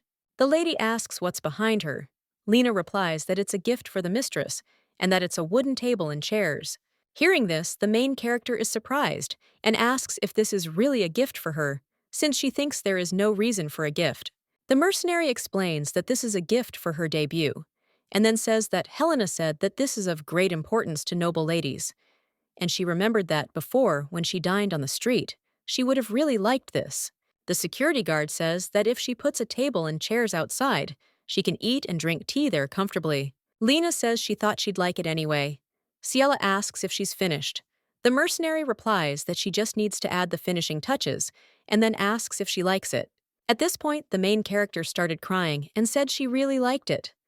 Lena hugged her mistress to calm her down, and then said she felt her even better hugging her like that. She said she was a little sweaty and might smell bad. Ciela objects and says she smells good. The girl says she knows how to lie, but the mistress counters saying it's not a lie, it's the truth. At this time, in the mansion of the Duke of Noctum, a young gentleman sits near the camellia and asks her to open her eyes. After some time, Edward pours water into a glass and says that sister fainted again, and that a doctor also came recently. The girl thanks the guy, and at that moment, he remembered that the doctor said that the lady had no health problems and more importantly, that the patient himself was not very interested. Camellia, surprised, asks if he's been keeping an eye on her alone up until now. He explains that he did so because she said she felt uncomfortable with the maids doing it. The lady claims that he knows this very well, and at that time, she thought that whenever possible, she tries to be careful so that only those whom she allows touch her. Camellia thanks Louis and says she feels much better. The boy thinks she still looks exhausted. The butler informs Master Edwin that the Duke has arrived. The boy asks if he should tell him that the lady has not yet woken up, but the girl objects, saying that he must have come to check on her condition and believes he will leave soon. Ash asks why she is not resting, and Camellia wanted to touch the gentleman, but realized that the child was watching her and asked him to go out for a while. As Edwin stepped out into the hallway, he thought it was a good thing, since he hated being in the same room with the Duke. He also wondered if it was fortunate or unfortunate. But after the Duke kicked Dennis out, he began looking for traitors among the servants and completely forgot about Kella. The boy thought that he would never become a scoundrel like him. At this point, the main character asks if there will be enough things to go to the villa. She thinks about how Sylvia and Leonard went to the villa first to help with the preparations and realizes that not many things will be needed, but she should ask just in case. Ciela remembered that she still needed to take the dagger that Nana had bought her, but she remembered that it had broken after the incident with the pickaxe, and she had forgotten because she had been busy preparing for the ball and had completely forgotten to buy a new one. The girl thought that she felt so sorry because she liked the dagger so much, and holding it by the sheath like this, she felt safe. The main character believes that even though she was stuck in the mansion with the dagger Nana chose for her, she felt she could somehow defend herself. After all, she understands that she had always suffered helpless defeats, and for the first time, she felt like she had gained the strength to defend herself. The lady reflects on the fact that even if Kyle returns, she is not going to give up, because she was even able to make a decision to save Nana. Ciela understood her feelings when the will to live appears. Helena says that this is their last dinner together, but for now, they won't be able to dine together for a while. The lady says that they will meet again soon, and Helena asks why she should leave the Baron's residence for the ball, since she so wanted to dress the lady with her own hands. Hearing this, the main character realized that this was the problem, since she was busy decorating it and did not take care of herself. Lancelot says that he will take her to the Baron's residence and prepare her well, and the lady thanked him. Helena asks where Nana is, since she said she'd be back before dinner. Lena suggests they start the meal without her. But soon Nana came running, asking what had happened, because she was out of breath. The girl offered her a bag and said it was for her. Ciela saw a dagger and a necklace thread in the package. Nana reminded her that she had promised to trade them for better things when they arrived in Gerard, then announced that it was a gift for her. The mercenary says that she heard that a debut is an event that happens only once in a lifetime, and was thinking about what kind of gift she might need, and then remembers that earlier during the invasion, she lost that dagger. The girl explains that that's why she bought that thing, because she thinks it's much better than the one she lost. Nana explains that she also found the rope from the necklace, and then reminds that Ciela was thinking about where to keep the key to the safe, and thinks that it would be a good idea to hang the key on this rope and carry it with her. The mercenary says that she thought about making it out of iron for strength, but Lena said that iron can be heavy and inconvenient, so she made it out of leather. The girl with red hair says that later, when she earns a lot of money, she will exchange it for a gold one. Hearing this, the lady thought that she was very kind, and everyone was very kind. And then she thanked Nana because she believed that she really needed these things. Nana says she bought them, knowing exactly what the lady needed. Ciela insists she'll treasure them for the rest of her life, and is truly delighted. The mercenary reports that she likes it. At this time, Helena suggests that they wait, and then screaming, announces that she will prepare an even more wonderful gift to impress the lady. The main character thought that the anxious days had disappeared, as if it were not true, and were replaced by happy days and vice versa. She was looking forward to her debut. Tristan looks at the guy and thinks that last night he said that he would tell everything about the person who is behind this, but today he doesn't even move his tongue. The man thinks that Bianca Leroy is an evil woman who has sent assassins to Mrs. Ciela several times. Tristan grabbed the villain and thought that all this time he and His Highness had been quietly getting rid of them, but this was the first time he had seen someone with such skill. When the man opened his mouth, he saw the same pattern on his tongue as the curse mark on His Highness's leg. The servant approaches His Highness and informs him that the pattern is engraved on the tongue. Odd replies that in that case, this time he was sent from the imperial palace. Tristan believes that it looks like the second prince has now revealed the location of Lady Ciela. The prince says that perhaps it is even for the best that Lady Ciela will leave for a while since the debut will take place at the Villa Obera. Victor asks if she said she was leaving tomorrow. The servant says they're planning to leave tomorrow after lunch. Tristan says he doesn't know when she'll return, and then asks if he'd like to meet her. The gentleman agrees, but thinks it's too early to warn her about the danger. But the man insists that he can still simply wish her a safe journey, since he believes they aren't the only neighbors. In the morning, when the main character woke up, she realized that it was raining and thought that this was a disaster because she had to go to the villa today. When the girl opened the window, she saw Oda. He apologized for being out so early and then asked if she could come down for a bit. The guy says he heard she's going to dinner today. She says that's absolutely right, since that's where she plans to make her debut. Victor says it's a debut, so it'll be a big deal. She says yes if he doesn't mind, and then asks if she can send him an invitation. Ciela says that she heard that there is a lake at that villa too, and therefore thinks that it would be nice if Sir Odd and Tristan also come and spend time there. The lady says that they have helped her in many ways all this time, and says that this time she wants to pay them, and then asks how she feels about it. Odd thanks the lady, and then says that it seems he can't. Tristan, surprised, asks how His Highness is. The master explains that he feels his sensitivity is returning a little, and is glad the sorcerer's method worked. Sorcerers with enormous magical power, and the empire that feared them for a long time, tried to eradicate their existence. But among them, there remained those who lived in the shadows. Cassius's confidant and servant, Princess Isolde Camellia Moore. The gentleman reflected on how, when he learned that this girl had cursed Isolde to death, he himself was already cursed, and his leg was paralyzed. And to somehow take revenge, he sought out a sorcerer, and he believes it was a difficult path. Tristan says that His Highness is right, because judging by the fact that it worked well, it means that if they try, they will be able to resist Camellia Moore. At this time, Odd thought about what would happen if his leg recovered faster, and said that it would be difficult for him to attend the debut. The main character asks if she can ask why. He replies that he's also prepared a gift for her debut, but it's not finished yet. And then he thinks it would be nice to congratulate her by going there in person. The man informs His Excellency that on his orders, they have located Kyle Leroy, and that he is currently staying in the mansion of Viscount Lynn, on whom Bianca relied. Ash asks if Ciela is in the Viscounty of Lynn in Gerard, and also asks what they are planning. The gentleman understands that Kyle isn't the type to leave Ciela alone and walk away even after he saved her. He understands that the obsession he displayed is akin to an illness, and it's a terrible illness that can't be cured. Ash orders Sir Albert to keep an eye on Viscount Lin Yi's mansion. He announces that he's heading to Gerard. He understands that right now, Second Prince Cassius is forcing him to hand over Ciela. And the girl doesn't know the dangerous situation she's found herself in. I believe that if she finds out, she'll leave the duchy. A few days later, Nana says it's a nice villa. And the main character says she's right, thinking that they've finally arrived at Ober, and that she knows there's going to be a debut ball there. The man greets the ladies and says he's close to Baron Leo's family. He then says they've come a long way and reveals that Sylvia Laura is his sister. The lady said she was pleased to meet him, and then revealed that she was Ciela Leroy.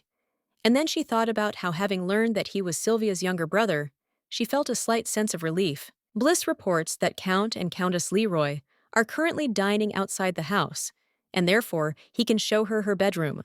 At this time, the main character thought that she needed to calm down because he was only accompanying her, but she could not extend her hand to him, and thought that he would probably think that she was strange. The young gentleman says that he didn't notice that she, the lady, wasn't wearing gloves, and then apologizes and asks if he could just take the initiative and guide her. Ciela agreed, and together they headed to the ladies' room.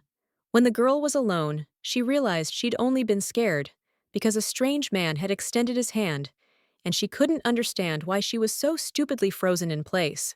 The mercenaries suggest the mistress go for a walk, believing that since she's arrived somewhere new, she should take a look around. Nana says she saw they have a nice garden earlier, and then reports that they've already brought all their things in. Lena asks if the mistress is tired. Meanwhile, the main character, thinking that she seems to have made everyone nervous, agrees to go for a walk with them. Ciela thought that there was still time left before the debut, and therefore it was possible that they would still encounter him. At dinner that same day, Sylvia asks in surprise whether Bliss greeted her politely, as she believes that this cannot be the case. The main character, hearing this, doesn't understand what could be wrong or what it means. The woman insists that this can't be true, and then asks if he was being picky. The lady says everything is fine. Sylvia says it seems she's speaking about her brother out of kindness, but she says it still bothers her. She then suggests they continue eating, as she's just going to check on Blythe. Ciela says that, speaking of politeness, she made a mistake. Leonard asks what mistake she's talking about. The girl explains that she couldn't take his hand when he offered it to escort her.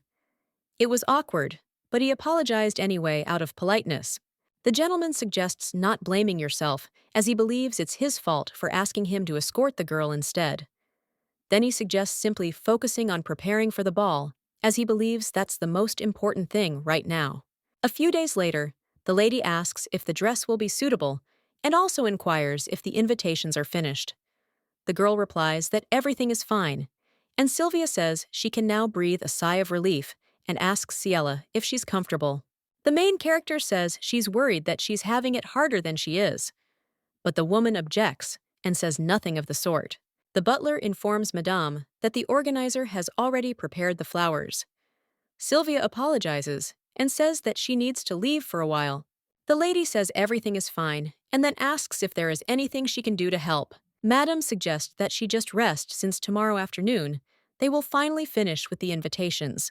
When the girl was alone, she remembered the ode's words about how difficult it would be for him to attend the debut. She knew that even though she heard those words, she still wanted to extend the invitation to him because she thought he would be burdened if he received it. Ciela thought that she should go out and get some fresh air because she heard that there was a garden and a pond there. Sitting by the pond, the girl thought about how her mood had suddenly changed and thought she should have gone out earlier. Suddenly, she saw Bliss. The guy apologized for disturbing her and then said he was going somewhere else. The lady said she didn't mind and didn't think there was any need for him to leave. Bliss says he thought she felt uncomfortable around him. She says that's true because she does feel uncomfortable, and then explains that it's because she's the problem. The gentleman says that at that moment, he actually felt relieved that he hadn't touched someone with bare hands. The girl was surprised to hear this, and he asks if he doesn't look like he has some kind of problem to think that way. The guy asks her not to feel guilty about him. At this point, the main character wonders if he has mysophobia. Bliss says he doesn't think being unwilling to make contact is a problem, especially if he knows what the person has touched, or if the problem is someone who grabs everything. The lady says that he is right about this, and at this time does not understand why it seems to her that their characters are similar, and believes that they are experiencing similar difficulties. The guy says that since she said everything is fine, he will not leave, and then says that he needs a quiet place to read a book, and he will be glad if she just considers him a stone. The girl says that then he too should think she's just a tree. He agrees with her, and says that then everyone will mind their own business. The servant informs the young master that a guest has arrived. Bliss asks why he's telling him this, and then inquires where sister has gone again. The butler says that Madame and the Count have left with the organizer. The young gentleman asks who came. The wind thinks there was no agreement. He explains that Madame Bianca has arrived. Hearing this, the main character was surprised, as she didn't understand why her stepmother was there, and she wondered if her son Kyle had come with her. She didn't know what to do with their plan. Bianca asks the girl if she was in this place all this time, and also asks what she is doing, and suggests that she quickly go to her mother. Ciela doesn't know why her mother came to her, and also thinks that she didn't come to finish her off with her own hands. The lady turns to the woman and tells her that they say she bribed people to kill her. Upon hearing this, the woman is so surprised that she even drops her mug of tea on the floor. Bianca says her daughter suddenly started talking nonsense, and that's why she dropped her cup of tea. The girl asks if she blames her for that. The woman says that this is an expensive carpet, and at that time, the lady thought that her mother was the same before, because it didn't matter what, and if trouble happened, she blamed her for it, and made her feel remorse, and believed that it was not her fault at all.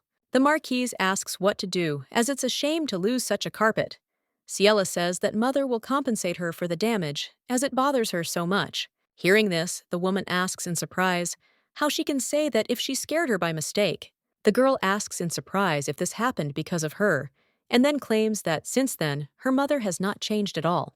Ciela says she's been acting this way ever since she caught her in a secret affair with Viscount Lin. Bianca screams and tells the girl that it is because her father did not truly love her, and because of her deceased mother, she is alone, and also believes that because of her, she is late for tea. The woman claimed that the reason Kyle was obsessed with her was because Ciela was behaving inappropriately. The main character thought that since then, she considered herself a bad person, but now she thinks that she is no longer a little child, and she has no intention of deceiving herself. Bianca crying out says she's heard her out enough, and then asks if she thinks she can say whatever she wants. She says she just wanted to talk to her. The lady says she heard she had a Kyle, and then asks if she wasn't here to ask about how she got hurt. The woman claims it's her fault, and then asks how she dared to damage her brother's eye. Ciela explains that it was self-defense, because her child went crazy and tried to kidnap her again. Bianca screams and says that she is going to the very end, and then grabs a mug of tea to pour it on the girl. At this point, Leonard enters the room and asks his mother why she's behaving inappropriately, taking the mug from her hand. He asks if she meant to spill hot tea on the girl. The gentleman says he's done mocking the lady without reason. She asks if he started the rumor that she tried to kill Ciela. Then he grabs the girl's hand and says she's his daughter. Bianca asks how she could do something bad against her, and then asks if she knows how much she tried for her. The woman turns to the girl and calls her daughter, and then reports that she heard that she had a fight with Duke Noctum. The stepmother says that Count Shieland would like to negotiate the marriage again. Hearing this, the main character understood why this woman was so kind, because she understood that she wanted to sell her again. Ciela suggests the woman leave and never show her face again. She turns to the servants and orders them to escort Madame out the door. Leonardo's mother asks him if he'll just stand there and watch. She wonders how he, a son, can treat his mother like that. But Leonard leaves. The gentleman says that this is some kind of nightmare, and then turns to the girl and says that she had a hard time. Leonard reports that after she left for the duchy, Mother pestered Sylvia and treated her the same way. And whenever Mother arrived, he heard Sylvia ask the butler to make sure she didn't run into Mother. The main character says that thanks to him, Sylvia could have avoided her suffering. He thanks her for these words and says that he truly owes her. Ciela suggests stopping because he thinks he's prepared the ball well enough. He says he'll have no problem preparing everything and insists everything will be perfect down to the last flower. The gentleman believes that Kyle will undoubtedly fall into their trap. Ciela immediately, Albert turns to His Excellency and informs him that he dispatched a messenger to the duchy as quickly as possible yesterday, and believes it appears they missed each other. The Duke asks what he's talking about. The man explains that Lady Ciela is not currently in Girard, and according to the report, Count Leroy visited Ciela several times, and then the lady left with the Count. Albert claims that after confirmation, he immediately sent a messenger to him and a pursuit after the lady. Ash was surprised to hear this and asked when Ciela had left Girard. He replied that about 15 days had passed since her departure. Therefore, he had sent 3 messengers during that time and asked if he hadn't heard anything. The Duke explains that he never even met them. Albert says that in that case, he doesn't understand where they all disappeared to. Camelia asks the gentleman if he's back and reports that she heard he went to Girard, but returned quickly. The lady claims he's had a long journey and therefore believes he needs to rest. At this point, the gentleman realized that Ciela didn't even have proper gloves and told the lady he had urgent business. She asked what business he had at such a late hour and realized the spell wasn't working. Sylvia tells the protagonist that she is beautiful and believes that tonight's ball will be perfect. The maid informs Madame that young Master Bliss has arrived. Sylvia turns to the young gentleman and tells him he's late. He explains that he didn't know what to do because the merchant arrived late, and then says that, although small, he has prepared a debut gift. Bliss turns to the lady and says that she will obviously meet a lot of people at the banquet tonight, and therefore understands that she will have to say hello many times, and believes that there will probably be enough people who will want to grab her hand without permission. Ciela took the gloves and thanked her, saying she thought they were very beautiful and liked them, and the lady said they suited her very well. The young gentleman is glad she liked it. Sylvia says it's her turn to give gifts, and then gives her a mask in the shape of glasses, thinking it's stunning. Madame says that in fact there will be a masquerade ball today, and their guests will also have masks. Ciela, surprised, asks when she managed to prepare this. The mistress explains that she couldn't do it. They'll finish her off with a normal one. And then she thinks about how, while other people's bejeweled masks are certainly worth a pretty penny, Ciela's mask is adorned with diamonds. The lady tells Ciela that today she alone will shine. The girl thanks her for such words. When the lady came to the ball, the mercenary said in surprise that many people had come. Helena approached the main character and said she missed her very much and asked if she had been well. Then she turned to Nana and asked if everything was okay with her. Nana is interested in what kind of manner of speech this is, because she thinks that it is completely different from the way she speaks to Ciela. Helena asks if she thinks that the lady and Nana are the same for her, and then claims that she is too cruel to her after so much time. Helena turns to the lady and then asks her to guess who she met on the way here, and then says that he is looking forward to meeting her for days. Hearing this, the main character wonders if this could be the case. The mercenary says they'll go and check if there are any suspicious people there. Helena says that she wants to join them because she thinks that the three of them will go faster, and therefore invites Ciela to have a good time. The main character doesn't understand what's wrong with them. Meanwhile, a man approaches her, says they haven't seen each other in a while, and asks if everything is okay. When the girl saw Oda, she was very happy because she thought he wouldn't come. She was also surprised because he walked calmly. She apologized because she was so surprised, and it slipped out by accident. The gentleman says that nothing because he thinks that the treatment went well. Odestad says she's not wearing her key necklace today. The lady explains there are a lot of people outside, and she hid the key just in case, so she wouldn't lose it. At this time, the main character thought that she could not say that she had removed it, because they were expecting Kyle to attack. The prince says that it is excellent, and then shows the box that the necklace was in, and thinks that it will suit her very well, and then asks if she likes it. Ciela asks in surprise if it could be that this necklace is made of opal stone. The young gentleman explains that this is a debut gift that he told her about earlier, and says that he is glad that they were able to complete it before the start of the ball. Odd asks if she doesn't mind if he can put it on for her personally. She agrees. The prince said it suited her very well, and said that this necklace would block any negative energy approaching her. The lady thanked him. At this time, Leonard approaches them and turns to the lady and informs her that her bodyguards were hanging around on the street, and so he sent them to the banquet hall. The gentleman says he didn't know she had a guest with her. The prince says he and Count Leroy haven't seen each other for a long time. The gentleman apologizes and then asks if he's met him, before Odd says he doesn't seem to recognize him because of the mask, and then reveals that he's Tristan Root. Hearing this, the main character was surprised and thought that if he is the Marquis of Ruth, then she heard that the Marquis was the first prince who ran away with the knight, and she believes that if Tristan is the same Marquis of Rude, then Odd turns out to be the first prince of Otestad. The prince turns to Ciela and says that he was glad to talk, and then says that they will see each other in the banquet hall. At this time, the main character realized that he had called her name, and she became interested in how long he had known her full name. Leonard turns to the lady and asks how she met the Marquise. She replies that she doesn't know, and then asks why he came. The gentleman says that there is not much time left before she goes to the ball, and then invites her to go for a walk. Leonard reports that he said that if they see Kyle, they can just let him in uninvited, and the lady asks if Kyle is definitely coming today. The gentleman says that knowing this boy, he thinks that he must have already arrived. At that moment, Ciela looked back and saw Kyle holding a sword. Kyle attacked Leonard. The girl grabs the man's hand and asks if he's crazy. Kyle asks the lady if she's decided to have fun without him, then pulls the mask off her face and tells her she's wearing such an unflattering mask. At this point, Leonard recovered from the blow and then pushed the pickaxe.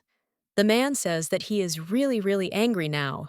Leonard suggests that the girl run away because he will delay him. Kyle says that, however, there will be no sense since he eliminated all the guards who were there thanks to the mercenaries he brought with him. Ciela turns to the guy and suggests that he stop because Leonard is his brother. At this time, the main character does not understand what to do because she thinks that if she leaves this gentleman like this, she might not have time to do anything.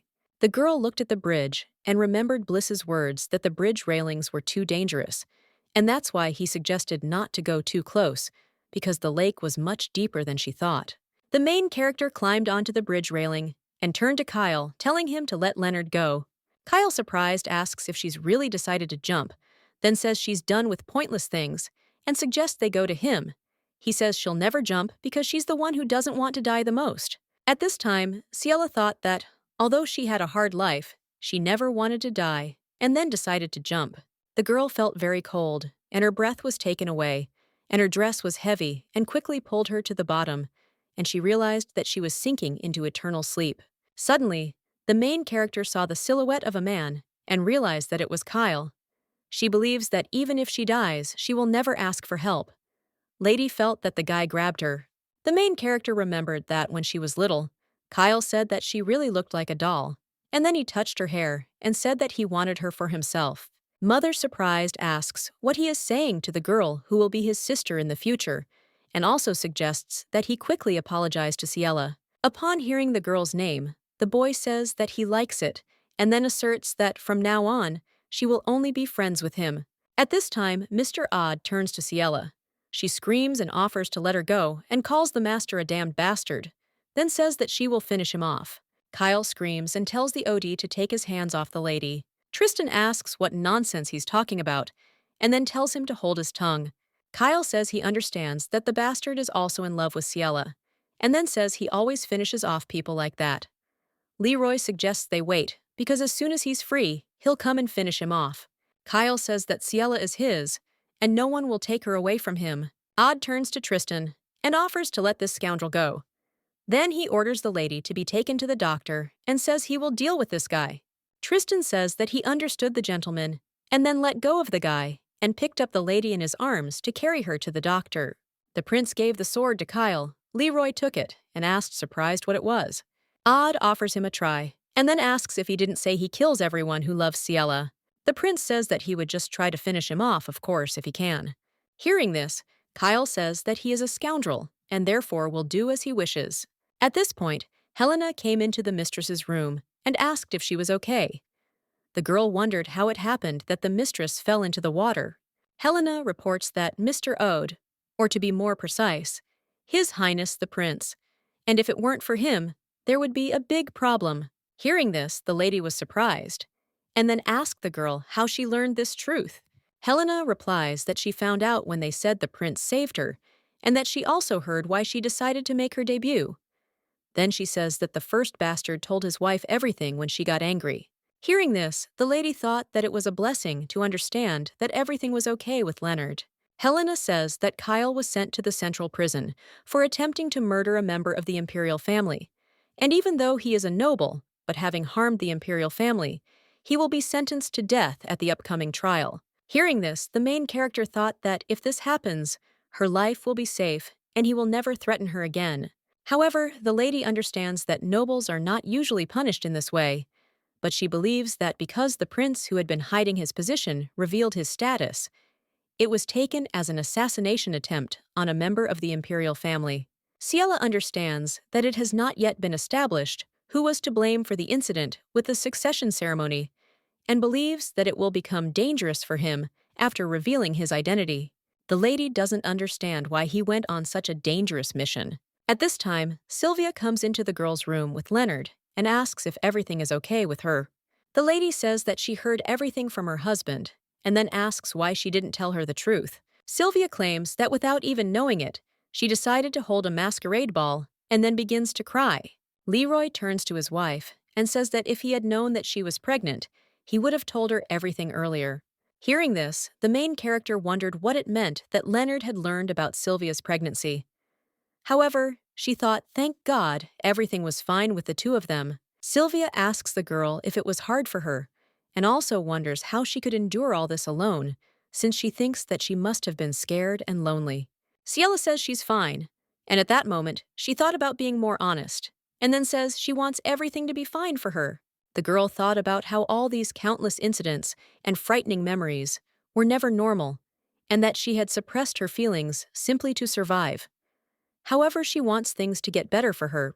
Sheila realized she didn't want to live in fear of things that were normal for ordinary people.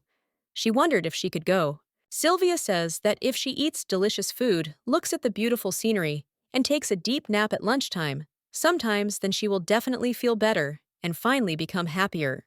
Nana says she has no excuse because she believes that if her first older brother hadn't sent them to the ballroom, she would have finished off that Kyle right there on the spot. The lady says that this is already in the past and believes that there is no need to keep it to herself since she did not arrange the meeting in order to criticize her. The lady says she just wants to know exactly what happened then. Nana reports that they say that the prince was the first to appear on the scene and saved her, while Marquise Tristane grabbed Kyle. The lady says that the man who pulled her out of the lake was a prince. She recalls that when she saw the black hair, she thought it was a pickaxe, but it turned out to be an ode. Ciela believes that because he revealed his identity, Kyle will suffer severe punishment and does not know why all she does is receive help from him. The protagonist asks if His Highness the Prince is at the villa. Now Nana reports that she heard he went to the palace, and since his leg has recovered, he no longer intends to hide. The lady says she wanted to thank him. The mercenary advises her not to be upset, as she believes there will be another opportunity to meet, because Marquise Roos has sent additional guards for security. Nana tells the lady that she can rest peacefully, without any worries, since she believes that that aunt, or the strange duke, will definitely not be able to enter here. Ciela asks in surprise if her stepmother and the duke really came Noctum. She replies that she didn't want to tell him, so as not to burden her, but she just blurted it out. The girl with red hair reports that first that woman came and was immediately sent away, but the duke seems to want to tell her something, and that's why he comes every day. The main character says it looks like a guest has arrived. Nana suggests they avoid him and return to their place. However, the lady objects and says that now there is nothing to worry about, because if that busy and indifferent man comes every day, then he must have an incredible business with her. The lady suggests that the guard go first. Ash, standing outside the gate, tells the lady that he came here because he heard strange rumors. She asks what rumors. The gentleman reports that they say that she threw herself into the lake and then asks if this is true, and also inquires whether it is true that she intended to die.